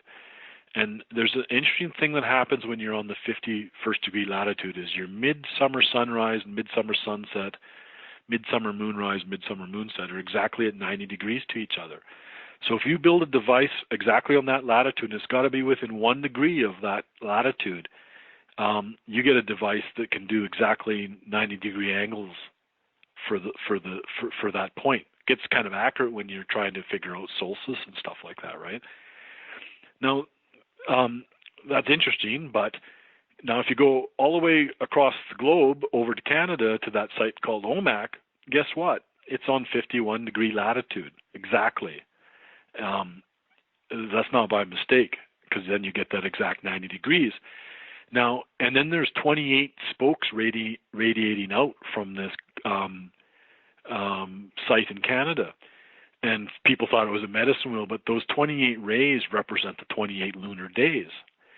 And so what you basically can do, if you can imagine it, is you can attract eclipses. So if you move the peg hole or just a rock in terms of stone or Omak in Alberta, in Stonehenge, they've got 56 holes around the outside, like where the main site is, the rocks of Stonehenge are. Well, they got 56 holes on the outside, and 56 is double the 28, right? So why there's 56 holes around the outside of Stonehenge is now you can accurately predict eclipses to 99.8% accuracy, whereas if you only have the 28 rays like the device in Alberta, it'll only predict a lunar or solar eclipse within, I think it's 98 point something accuracy. So it's still pretty good. Like you can get it within a day. They're very accurate. And how it works is with Stonehenge is on these Aubrey holes, because it was Aubrey in the 1600s that discovered these holes around the outside perimeter, is you just find the position where the sun and the moon is, and every day you go out and you move the sun position every 13 days 2 peg holes, and the moon's position every day 2 peg holes, and you'll when there's an alignment where the sun peg hole is exactly the opposite, because in the middle of Stonehenge is considered where Earth is, right? You will be able to see where the Earth is right between the sun and the moon, or when the moon is between the sun and the Earth, so you could bang on accurately predict when eclipses are going to occur. Now, they used to think Stonehenge was a couple thousand years old. Now they're saying 2,000, 4,000, maybe even 7,000 years old. And they found this thing called Megahenge, which they haven't even unearthed yet because it's still buried under the earth. It's bigger than Stonehenge. It's only 2 kilometers from Stonehenge. And it'll probably be able to be proven to accurately predict eclipses as well. I know how they use these things. And so now we get to Göbekli Tepe, and it's the exact same thing. It's got these megalithic structures in a circle formation, but the difference with, I think it might even be more accurate, it's got these little grooves on the top of the stones, and then they got stones in the middle, so they could just be using chalk to predict where the sun and the moon's position is, and they would be able to predict eclipses on that site too. Now, somebody like Linda Moore, she's more of a traditional researcher. She's a very smart lady. Amazing amount of work comes out of her. But she never went out and experienced a shift of consciousness during an eclipse, so most people aren't making this connection. And if you go into the Kalachakra Tantra that Buddha wrote and gave to the first Kalki king of Shambhala, and this document wasn't widely taught in Buddhism, it has the mathematics for predicting eclipses. And they did all their Tantra practices during lunar eclipses. And the Vedic astrology, they call nakshatras. Well, there's 27, but there's really 28. They hide one. And it's the same thing. All of these devices can be representing the Vedic astrology from as above, so below. These are ground calculators for predicting eclipses. They can also predict equinoxes and all these other events, but why were they so interested thousands of years ago to predict eclipses? And that's what my book Remember Zen is all about. It's why they built these devices. And then they found the Antikythera mechanism on a Greek shipwreck, and it's an analog computer basically that was 2,000 years old that you can just spin a dial and it'll predict eclipses till infinity. So this thing is also geared for the precession of the equinox. Otherwise you would get out of sync, and this device is 2,000 years old, very complicated device. So they knew this in our past. And the reason that Göbekli Tepe is kind of neat is, and I'm just speculating here, I have no idea if this is why it was buried, but it was buried. They know that by the way the stones are all, it was buried by small stones. So somebody buried it 12, 13,000 years ago, right about the time this twin was here. So it was made during the time, if you look at Shirek Tusher's model, right when the twin was here. So maybe our ancients, the Atlanteans, knew the twin was coming back because these blue-skinned people that were around during the time of Rama and Krishna were also here during the height of the Golden Age. This was the top of the Golden Age. And I think that these sites, probably the same people who built the pyramids and stuff, like I think they're a lot older than we think they are too. That these groups went out around the world and taught our ancients this, and as we got longer and further along in time, these sites became more crude, because you also got there's a Armenian Stonehenge. They found these in Mongolia and Tibet. There's one in Egypt. They're all over the place. They've even found wood ones in Europe.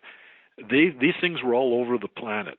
And when Helena Rourke and Nicholas Rourke were looking for Shambhala, and they asked the Tibetan monks of the time, because they were doing this in the 1924 time period, and they saw these Stonehenge type devices, the monks that just said the ancients put them there.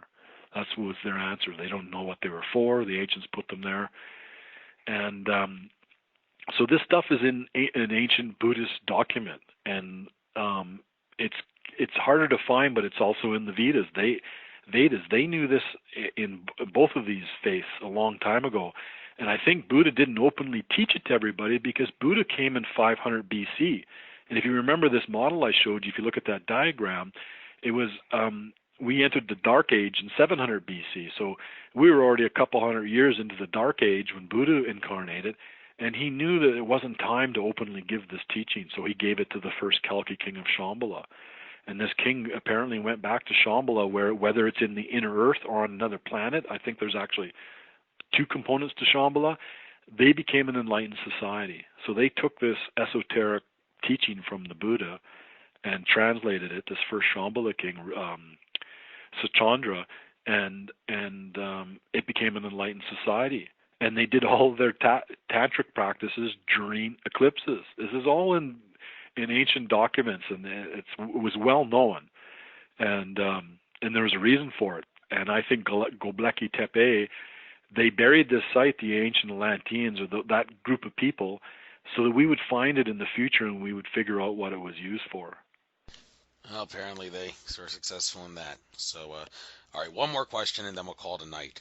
You said 13,000 years ago was approximately when they would have buried Göbekli Tepe, and that's when we had the star coming to its, I believe, perigee is the proper term in the orbit to use. Perihelion. Perihelion, okay. Perigee is when they're the furthest out. Perihelion is when they're the closest. Okay, thank you. Also, at that time period, there was also the summer solstice galactic alignment, just like in December 21st, 2012, we had the winter solstice galactic alignment. The same kind of galactic alignment only occurred on the summer solstice. What happened in that time period, and say that was coincided with a horrible catastrophe going on a global scale around the Earth, like end of the Ice Age and all that. And some thought, okay, well that means the same thing's going to happen on the winter solstice in 2012. Well, obviously that's not the case. But you said that all that catastrophe, summer solstice galactic alignment, happened at the same time the planets were close to each other. Some would say, well, okay, that can only mean bad things are going to happen when the planets are close together again. Well, apparently, no, that's not the right way of looking at it, because, well, we just explained earlier, a galactic alignment doesn't necessarily mean a global cataclysm. And although the cataclysm probably will really occur when the two suns are back together again, and it's different every time. Sometimes it could be very mild effects, because the sun could be on the far side, or the planet at the far side, where they come together, because the universe is designed, the binary system, the universe is designed not to destroy itself. The binary system doesn't really want to destroy itself, I don't think. It's, you might get a planet that gets hit once in a while or something like that, or some debris you're going to get problems, but they don't totally destroy themselves. It's a perpetual motion machine, I guess you could almost see it as. It goes on and on and on for infinity until your sun expands and engulfs everything or whatever, right? Like it lasts a long time, these cycles, this going back and forth. It's a long time. Yes, indeed. So, is there anything else you'd like to point out? And then after that, we'll call it a night. Anything else you want to get out? No, just focus on the higher consciousness. People that's listening to this, that's the most important thing. Even this theory is not important.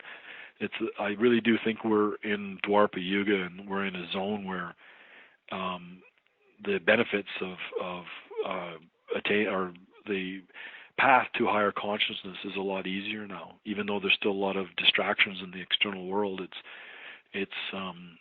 we're in the zone now. Like we are the foundation for this next cycle, and we should all do our best to lift our own consciousness. That's the main thing. That's the main thing, I think. But it's up to individuals to really decide. Well That's it. said. Yes, thank you very much. Pleasure having you on. Sorry with all the glitches and troubles at the beginning, but we were able to move on, let bygones be bygones, and have a fascinating interview. I learned a few things myself. Seems like I'm saying that to all my guests, but it is so true, and it's so worth pointing out because you can never Yeah, thanks for learn having enough. me. So, pleasure having you on. I will try to upload this to YouTube by midnight tomorrow at the absolute latest. And I guess I'll send you a link when I do. So take care. Okay. Namaste. Enjoy the rest of your trek through infinite consciousness. Bye bye. Yeah. Have a good night.